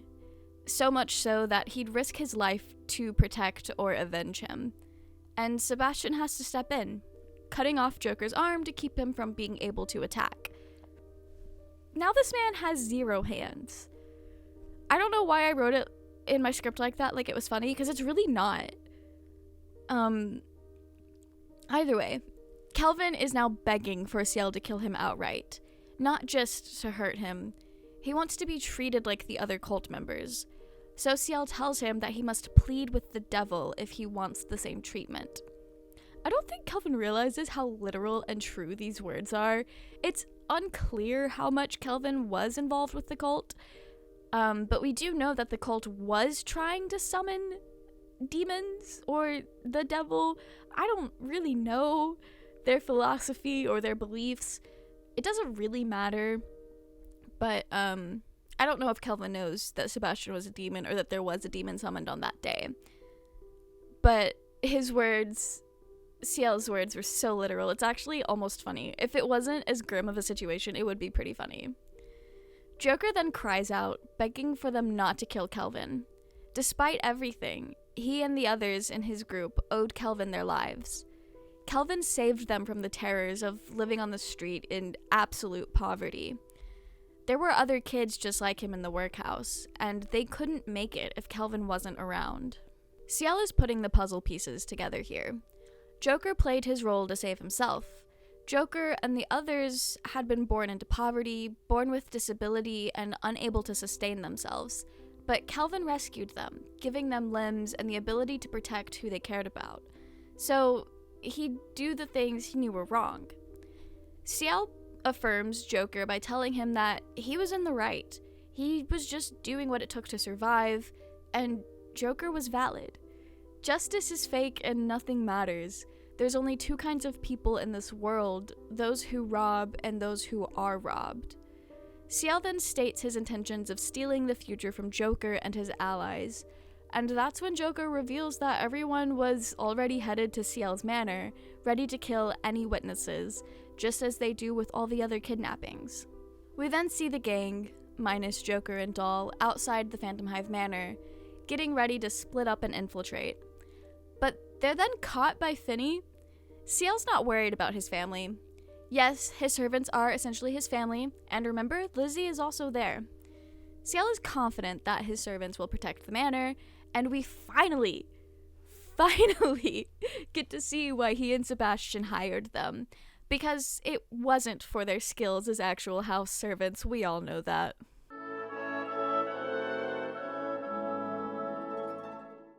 It's up to Finny to keep Jumbo from entering the manor, and he seems to be able to hold his own. Jumbo gives a warning to Peter and Wendy, who are still lurking about. Something about this manor seems amiss.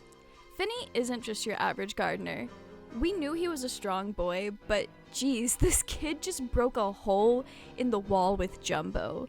And he's more upset about Jumbo's yelling. They can't wake Lizzie up. She needs to get her rest, her sleep. What a horrible, horrible world it would be if Lizzie got woken up in the middle of the night. Peter and Wendy then attack Finny. Upset that he's killed Jumbo, Finny is unhappy about them ruining his hat though, which he had been using to cover up a tattoo? S-012. More like a label. Finny then goes on a rant about how good CL is to him. CL doesn't give him injections every day like the other people did. CL doesn't make Finny and his friends kill one another. CL doesn't keep Finny locked up. A bit of a backstory drop? Kind of? Finny talks about how much he loves it at CL's, and that he's going to protect his home. Just as Peter and Wendy seem to have the upper hand though, Wendy drops dead. Shot in the head. A barrage of sniper shots rain down on them, but when Peter goes to investigate, he finds that it's just one woman. Not a team of snipers like he thought. Mayrin has a whole artillery on the roof, and she knows how to use it. She's also sniping without a scope, which is really impressive. She really came out here and hit that 360 no scope. And we get to see that behind her silly maid persona and the comical glasses, she's really hot. I mean talented with a gun. Peter realizes that Jumbo was right. Things here are really weird, and he rushes off to warn the others that they need to fall back. However, he's caught. It's unclear if Mayrin shot him dead or if Tanaka took him down himself, but we see Lizzie has been disturbed from her sleep, and Tanaka is assuring her that everything is fine. The noise she heard was just in her dreams. Gaslighter. We see that Tanaka is holding the door kind of close behind him, or just close to being closed, because Peter is literally sprawled out in the hall, dead as a doorknob, right by Lizzie's room. I do think it's absolutely adorable though that Lizzie is cuddling with a bitter rabbit that is modeled after CL. So cute. This would be the cutest thing in the world if they weren't cousins.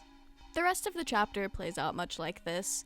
Each of the remaining troop members come across someone in the manor and get their shit wrecked. Beast and Dagger come across Bard, the man that likes to cook with explosives, so I think we all know how this is going to turn out. Bard intercepts them at the front entrance. He tries to have a conversation, but is interrupted by Dagger throwing, well, daggers. Bard is a bit annoyed that they seem to be in a rush to die, and calls for Finny to unleash his cannon? The boy is out here throwing decorative pillars and busts. These things are heavy. I believe they're carved out of some kind of marble or stone, so getting hit by one would be pretty bad. Blunt force trauma to the head kind of bad. Beast and Dagger are able to get away though, but they're no match for a team with good communication and terrain advantage. Mayrin is ready for them in the drawing room. They're able to escape, running until they end up in the kitchen. Bard's domain, where he's waiting with an actual cannon. As Bard is showing off his new toy, he remarks that wars will be a lot different with this thing than they were when he fought in them. So that's confirmation that Bard is in fact a war veteran. But they're not as precise, and Bard makes a comment about letting the young master know not to mass produce them. Since when did CL make cannons? What is going on? Dagger risks his life to shield Beast from the artillery and debris. Beast is the only surviving member now. Overcome with grief, she attacks Bard, but she's outmatched. Finny busts a hole in the wall, giving Bard an out, and then he steps out, setting the place ablaze with an explosion, using a match and the fine flammable flower in the air. The Phantom Hive servants are private soldiers, handpicked to protect the secrets and honor of the Phantom Hive earldom. There's not a whole lot I can add about this chapter. It's mostly action-centric, finally showing us that there's more to the household servants than silly gags and nonsensical mishaps. And a little bit of backstory nuggets for mostly Bard and Finny, Circus members are gone. It's all done and dusted out here. Well, it hasn't been dusted yet, but it's done.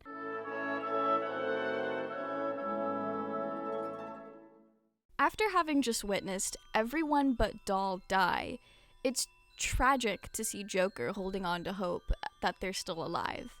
He's certain they wouldn't be taken down so easily since they're professionals. But Sebastian is all too quick to try and squander his hopes. These private soldiers were picked by him after all. Joker has a moment of wishing things had been different. If they had been born elsewhere, if he wasn't born disabled. Ciel stops him though, stating that his tears won't change a thing, and that the world is cruel to everyone. Joker feels pity for him, calling him Smile once again. However, Ciel isn't one for nicknames. He shuts Joker down, stating that Ciel Phantomhive is his one and only name. Sebastian, why are you side-eyeing him like that? Come on. Not the bombastic side-eye. Criminal offensive side-eye. No time to dwell on that foreshadowing of Ciel taking the place of his dead twin brother. The Doctor has entered the scene. And yeah, I looked it up. This character is legit, does not have a name. He's just Doctor, or the Doctor. It's a little bit of a Doctor Who moment here, if you will. Anyway, this Doctor is a little shocked to see Ciel and Sebastian, but is quickly able to put the puzzle pieces together. But a bigger shock to Joker is that the Doctor isn't actually wheelchair bound. He can walk just fine. He was just pretending to gain trust with Joker and the others. The Doctor is upset to see that Baron Kelvin has been killed, lamenting that he had finally found a patron that understood his ideals. Man just wanted to make innovations in the prosthetic limb market, something lighter and more durable than wood, with the beauty of ceramic. The breakthrough perfect material? You see, it's something that was hard for him to source. Unlike bone china, something that Sebastian compared his work to, the Doctor didn't use bones of livestock. No. He used something much more special. Something that allowed him to reduce, reuse, and recycle. The bones of the children that Kelvin was gathering and indirectly killing. This revelation shakes Ciel to his core and is greatly upsetting for Joker, who even throws up as soon as he finds out, disgusted that he's had such a thing on this whole time. The Doctor is annoyed that everyone in the room hates his ideas. That's why Kelvin was so special. He understood and provided unlimited resources and funding. Honestly, this man is like the opposite of a vegan. He finds it hypocritical that animal bone is fine to use for things like this, but not human bone. Man really said, hey, if some creatures are acceptable to harvest, then all creatures, human included, are fair game. As he's talking, he's laying out a child on the sacrificial table. Something all too familiar with Ciel. Something that really sends him into his PTSD flashback attack. And this is the first time we have seen Ciel struggle with PTSD in a way that the text doesn't try to explain away with something else. His memories of seeing his brother be torn away and sacrificed flash through his head as he watches the Doctor plunge a knife into the child laid out on the table. And at this point, Ciel is completely gone. Gone enough that even Sebastian knows that he is no longer in that room with everyone else. In his panic, Ciel has another vomiting, anxiety, asthma attack. Asthma can correlate with PTSD, and it's clear this attack is brought on by the extreme mental and emotional stress that Ciel is currently going through. Reliving some of his worst memories, unable to discern the reality of the situation as he reaches out past the bars of the cage he was in 3 years ago. Fear overtaking him, making him believe that he never left the cage. Sebastian seems to know exactly what's going through Ciel's head, grabbing his hand and reassuring him that he's outside of the cage this time, walking Ciel through giving him the order in what is the most misrepresented scene in this whole series. Okay, so we have to talk about it for a moment. Certain fans of Black Butler look at this scene as fodder for the Ciel ship. This scene does have weird framing, I'll give him that. This is one of those moments in the manga where it is intentionally sexualized in a way, which is weird and gross on a normal day. But the fact that Ciel is also currently at his most distressed and vulnerable that we've ever seen him thus far is even ickier to me. And I know it's not just fans reading too much into this, because come on, this looks just like the Ahegao faces. For those who don't know, Ahegao faces are essentially sex faces in hentai. A truly life-ruining realization. I hate it here. Now that I've ruined everyone's day, let's move on. Not much else to say here that hasn't been said before. Ciel orders Sebastian to kill them all, just like he did on that day 3 years ago. Honestly, I don't think he's fully aware of the present. Like, who is all? The doctor? Joker, who Ciel was just empathizing with in his own weird way? The kids? Come on, my guy. Sebastian does not hesitate to punch a hole in that nasty doctor, nor does he hesitate to squash Baron Kelvin's head under his foot, as if the man was nothing more than a roach. I don't think he kills Joker, though, but Joker was kind of already on his way out. I mean, he has lost a good amount of blood, and also the will to live. But it doesn't matter, because Ciel then gives orders to burn it down, directly going against the Queen's request to rescue the children if possible. But in Ciel's defense, he does believe these children are beyond saving, merely husks of who they once were, with their souls already crushed. I mean, he is speaking from experience. He knows pretty much what these kids went through, and he knows the burdens of living with that kind of trauma. Really, it's a mercy killing in Ciel's eyes, and I don't think we can fault him for this. This frame is also really pretty, okay? I'm not a Sebastian stan. I actually hate his guts, but sometimes he is a little cool. I have to give him that.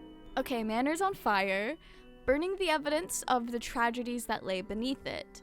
Whatever trauma that was experienced here will be burned to ash, leaving nothing behind. Part of me feels like this moment is a little bit of catharsis for Ciel as well. I hope it made him feel better, at least a little bit.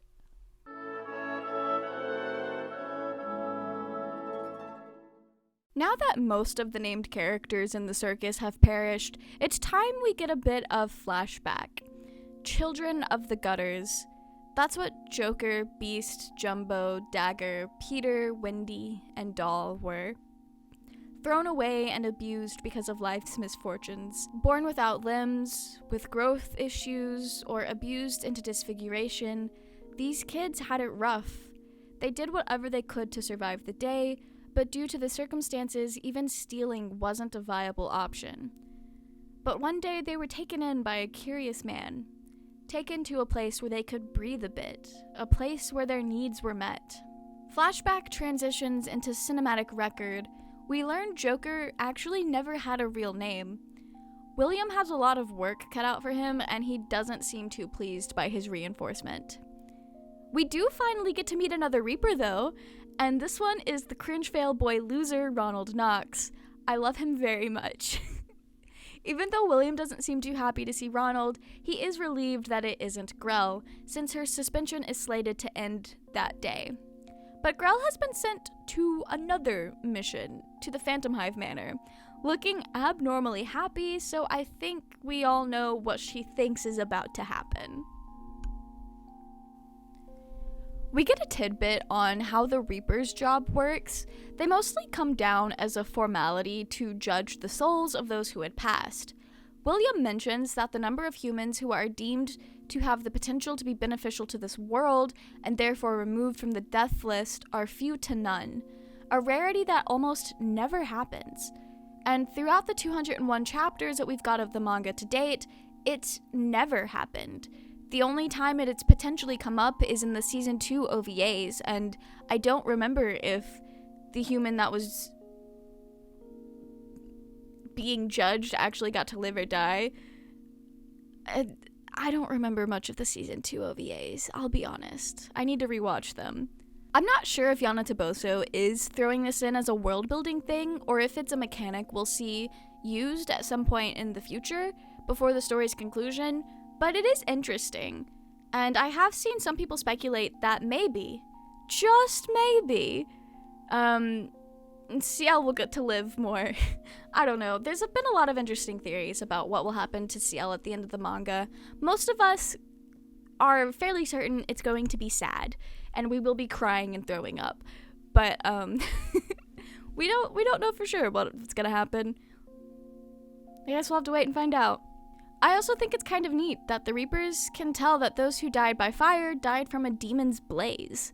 Like, it's specified what kind of fire they died to. Due to the fact that they died from a demon's blaze, William is very concerned that Sebastian is gonna come back for a little midnight snack. William then asks Ronald why he has a lawnmower as a scythe, and Ronald assures him that he got special permission because he's on good terms with the women in administration. Fun little character tidbit. Anyway, both of these guys don't want to do overtime, so they get down to business. I love learning more about Reaper Society. It's such an interesting way that Yana could choose to portray afterlife and Reapers, and it's a way that I've never really seen done before. I think, now to be fair, I've not seen a lot of media, but I think the closest thing is Good Omens. I've not read the book, but I have watched the show. Good Omens heaven feels a little corporate in a way, kind of like the Black Butler Reaper Society, but it's so different still. So that's kind of fun. Yana really had a unique thought here. Meanwhile, Doll finally makes it to the manor to let Joker know of the circus's plans. However, she finds that the place is up in flames, the only survivors being Ciel and Sebastian. It's pretty clear here that something bad has happened. Sebastian passes on the news that Joker is dead. Doll is in denial, seeking explanation and possibly comfort from Ciel, someone that she thought had been her friend, at least for a day or so in the circus. But Ciel is in no mood to comfort others. Instead, he lashes out at Doll for touching him, which throws Doll off. Doll doesn't know of the horrors that Ciel has experienced, so this kind of, I guess, normal reaction, I feel like this reaction is very expected of Ciel, given all that I know about him. But Doll doesn't know what I know. So, this does throw Doll off. And they then explain to Doll who they are, Ciel and Sebastian, that is, and what they were up to. And Sebastian finishes it off with the statement that they came to kill Doll, which I don't think was true, but Sebastian just likes messing with people, I think. Doll does have a hard time processing and accepting the truth, but when Ciel admits to being the one who killed Kelvin and Joker, Doll is thrust into action.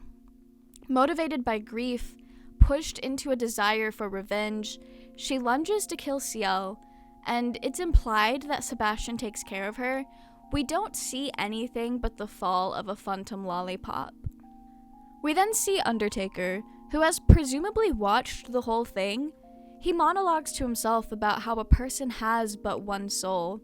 He had previously told Ciel to treat his soul well, but because Ciel possesses such great power, he continues to forget more and more the weight of the irretrievable. You only come to realize your mortality when you can no longer support yourself. The Undertaker then laments about how many times he's had to warn the lot of you. We get a close look at one of the lockets that Undertaker keeps on him, memorializing a Claudia P., who died on the 13th of July in 1866. Given the framing here, it's safe to assume that the locket is for someone related to Ciel, and the lot of you being the Phantom Hives.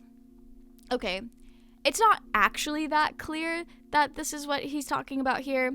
I'm using future knowledge to contextualize these lines. The Claudia is in fact a Phantom Hive, Vincent's mother, to be exact, and Undertaker has been shown to be very invested in the Phantom Hive family, which we'll see more of later on in the series. The scene then moves to a pair of gentlemen who have been observing from afar. Two men who seem to have pity for Ciel at this moment, stating that he may be punished. These two work for the Queen, and I assume are tailing Ciel to report back to her on what Ciel did during this investigation. Is that a hint of distrust I'm sensing from Her Majesty? Anyway, real dramatic close-ups on everyone here to end the chapter. and Ciel's dead eyes are particularly upsetting. But hey, I bet he's exhausted and has just been through a lot. It's time for them to go home.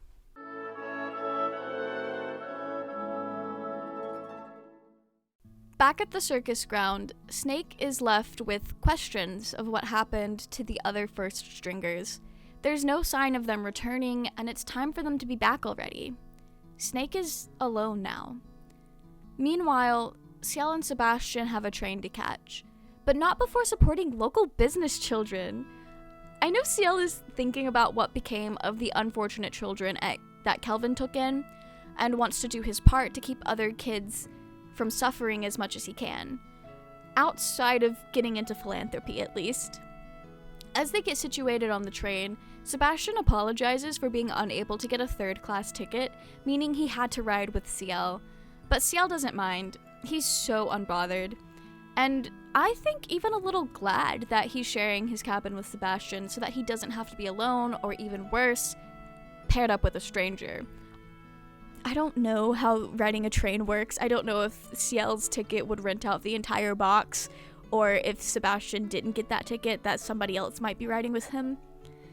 However, it doesn't matter. And this does give Ciel and Sebastian space to have a serious conversation. Sebastian wants to know why Ciel is going to the workhouse where Joker and the gang were raised. Ciel seems a bit shocked to be asked about this, but gives a story about how the workhouse needs another patron, and he's thinking of introducing Earl Burton, which, sure, the workhouse does need another patron. He's right in that. But it doesn't seem like a reason for him to go there himself, alone with Sebastian. Sebastian then calls him out on his feelings of pity, though. But he seems to think Ciel's feelings of pity and the thought of keeping society from paying the underworld's selfishness is a bit hypocritical, given that Ciel was responsible for all those children who died in the fire that he ordered Sebastian to set. But Ciel didn't see it that way. He's seen children like that before. He knows the trauma and believes that there is no coming back from the state they were in. He truly believes they were better off dead, and this is his thoughts from a sound and clear mind. I don't think Ciel ever has a sound and clear mind in the entire time that we see him in all of the story. But this is as sound and clear as he gets, and that is still his thoughts.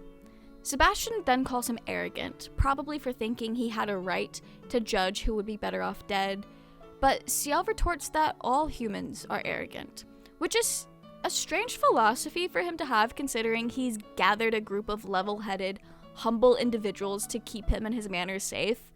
Save for Sebastian. Sure, many people in Ciel's social standing are arrogant to some degree, and that may be what he's thinking of. Ciel then continues to talk about how he was only able to start his road to recovery because he had Sebastian. Okay, he talks as if he's recovered, but we all know that's not entirely true. This is something that I don't know if you will ever truly recover from. You can definitely start the process of healing, and maybe eventually you can heal, but not in the circumstances that Ciel is in. Ciel is healing, yes, but I believe that in order for his soul to be the most delicious, he can't actually heal. Sebastian seems to enjoy the festering of negative emotion and whatever unresolved trauma and hatred does to a soul's flavor. That's what I mean when I don't think anyone in Ciel's situation will ever be able to heal. Ciel's arrogance comes from his trust in Sebastian to keep him safe, as the demon is contractually obligated to do so. But Ciel isn't arrogant enough to believe he can save everyone. Those children were beyond his help. And honestly, so true. Ciel has never had a more true thought in his life. What could he possibly do to help those kids? It's not like he'll sign them up for therapy. Boy knows he needs it and he's not going. Do they even have therapists in Victorian England? I'm sure they did. But child psychology was not well studied back then, I think. I am reaching very hard to try to remember what I learned in my psychology classes, and it's not working. Disregard everything I just said about therapists. I'm probably wrong. Ciel and Sebastian reach the area where the workhouse is supposed to be, with the help of a kind man who's a bit confused as to why someone like Ciel would even be going there to begin with, but he helps them get there anyway, only for Ciel to find out that the workhouse was in ruins, a place that had clearly been defunct for quite some time. Kelvin was lying. Joker was mistaken, so desperate to help and protect something that didn't exist. Sebastian assumes that the doctor had harvested the children here for his prosthetics, and then they left the place to fall apart. Ciel seems pretty disturbed by this, not sure if he should laugh or cry. So he laughs at the horrors of it all, laughs at the irony, laughs at the misfortune, because what else can he do? They're all so helplessly human anyway, there was no helping them to begin with. Sebastian claims that they're worse than a devil with their dishonesty and cruelty. Ciel laughs, but not at them. I think he's laughing at himself here. He considers himself one and the same, ugly and twisted, more devilish than a devil, claiming that's just how humans are. Confirmation that Ciel is in fact a human. In all of his sick and dark ways, they're all human. Desperately human, foolishly human, ambitiously human. Humans suffer, and they cause suffering for others and themselves, yet they still strive for an idealistic future, maybe even a peaceful one at that. The duality of man here is what Sebastian finds amusing. Black Butler really touches on what it means to be human in a very pessimistic way. And I don't know if that has anything to do with Yana Toboso's outlook on humanity, or if that's what she thinks a child like Ciel would feel. And honestly, I do think she's hit the nail right on the head with what someone like Ciel would feel about humanity, considering all that he's been through.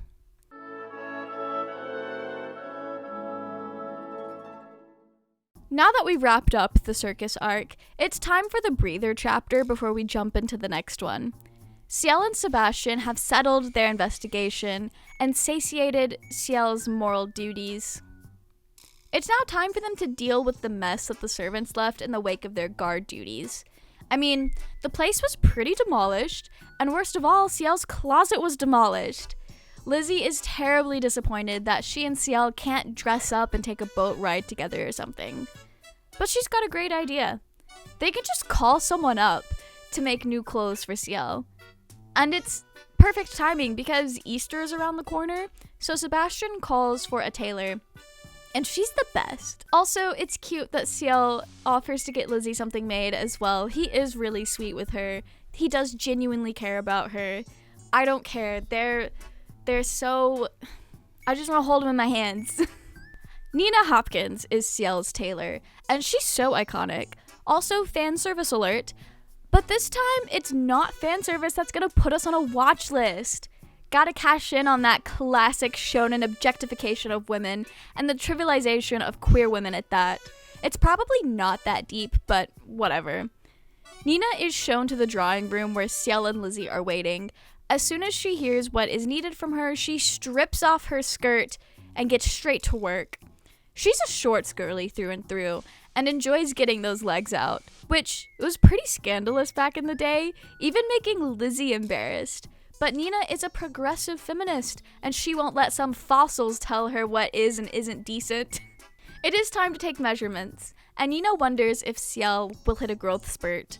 It's kind of funny, people keep making remarks about how small he is, but Ciel is only 13. Still plenty of time for him to grow. Nina does complain that if Ciel were to grow bigger, he wouldn't be able to wear the evening dress she made for him anymore, a reference to his disguise for the party during the Red Butler arc. Nina keeps talking about the dress, much to Ciel's dismay and embarrassment, and he is frantic to shut the conversation down before Lizzie figures out what they're talking about. Nina announces that Ciel hasn't grown at all since she's last measured him. No telling when that was, though. But she does mention that his waist has gotten smaller, likely from how he was living for a bit during the Circus arc. Not really sure, but Ciel should take better care of himself. Regardless, his desirable proportions inspire her to get to work on designs. Nina walks the readers through her ideas, the iconic Easter fits, Ciel's daily outfits. Sebastian does step in though with the notion that red is too gaudy for Ciel. He's making sure his cool toned blue-coated boy stays that way. During Ciel and Lizzie's snack time, Lizzie notices that Ciel seems a bit down. She's not sure why, but before she can talk to him, Nina interrupts. It's tacking time? Nina works so fast, really and truly. She'd be great at a cosplayer's con crunch. It's time for them to try things on, and Nina isn't happy with the first shirt Ciel tries, going as far as ripping it off of him in front of everyone in the room, causing stress because Ciel doesn't want Lizzie to see the branding mark on his back. This issue again? I mean, I get it. He doesn't want to upset Lizzie with the horrors of what he's been through, and it is hard to talk about that kind of thing. Lizzie is pretty perceptive to Ciel's stress, though, and she wants to help, but every way she offers is a way that'll put her in position to see exactly what he doesn't want her to see. But Sebastian steps in, stating that he can't have Lizzie acting like a servant. But then Nina steps in, stating that she needs to measure his nude torso. She really doesn't, though. A thin shirt should be fine enough. But okay, gotta keep the conflict going. Ciel tries his best to keep his mark covered, but things don't go well. Sebastian has to come to the rescue, creating a peculiar situation. Honestly, I think it's supposed to be funny, but the humor falls a bit flat on me.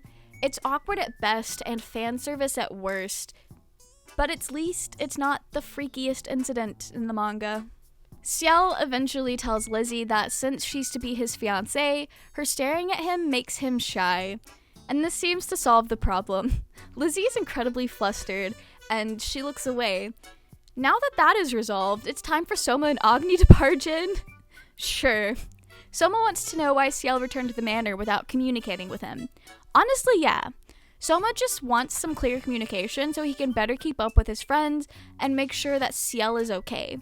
But this is another person that Ciel doesn't want seeing his branding mark, especially because we all know Soma would say something about it, alerting Lizzie to the situation.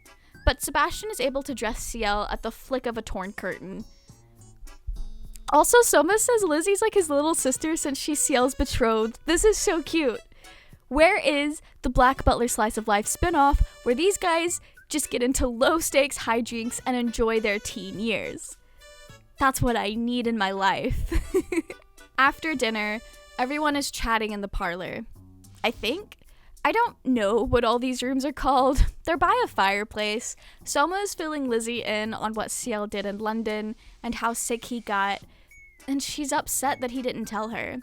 Lizzie just wants to help, but she can't help if Ciel doesn't communicate with her. So there's a very consistent theme between Ciel and his friends and the people that care about him, honestly.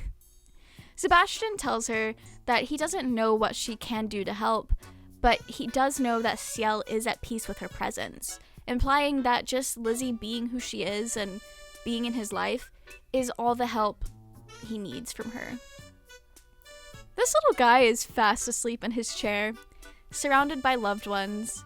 Sebastian says that he hasn't seen Ciel look so relaxed for quite some time, and that he must have a good holiday thanks to everyone. I love moments like these, when his cold front is stripped back and we can see how comfortable he is with the people he surrounds himself with. Ciel and Soma have really become fast friends, and I'm so glad he feels safe enough around him and Agni to be so at ease and relaxed. Ciel feeling at ease around Lizzie is kind of a given. They literally grew up together and they would both do anything to keep each other safe. These are the best vibes. Truly, the vibes in Black Butler do not get any better than this page right here. That's not a criticism. It's just true, given the dark and grim nature of the story. But this is what genuine connection looks like for Ciel. What a sweet end to such a grim story arc.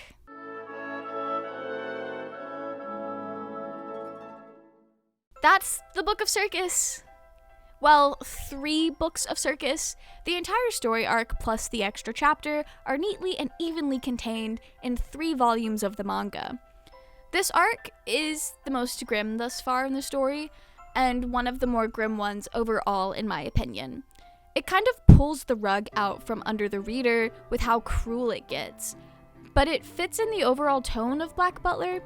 I do find the lack of comedy during Kelvin bits to be chilling, since in the previous arcs, the climax or more serious moments were sparse and book-ended with comedy, but in this arc, we get all the comedy at the start, and once it leaves the stage, it's gone. The content is too serious for humor to be appropriate, but the lack of humor makes it hit that much harder, in my opinion. The story deviates from the main tone that has been established to further establish the dark and grimy underside to the series as a whole.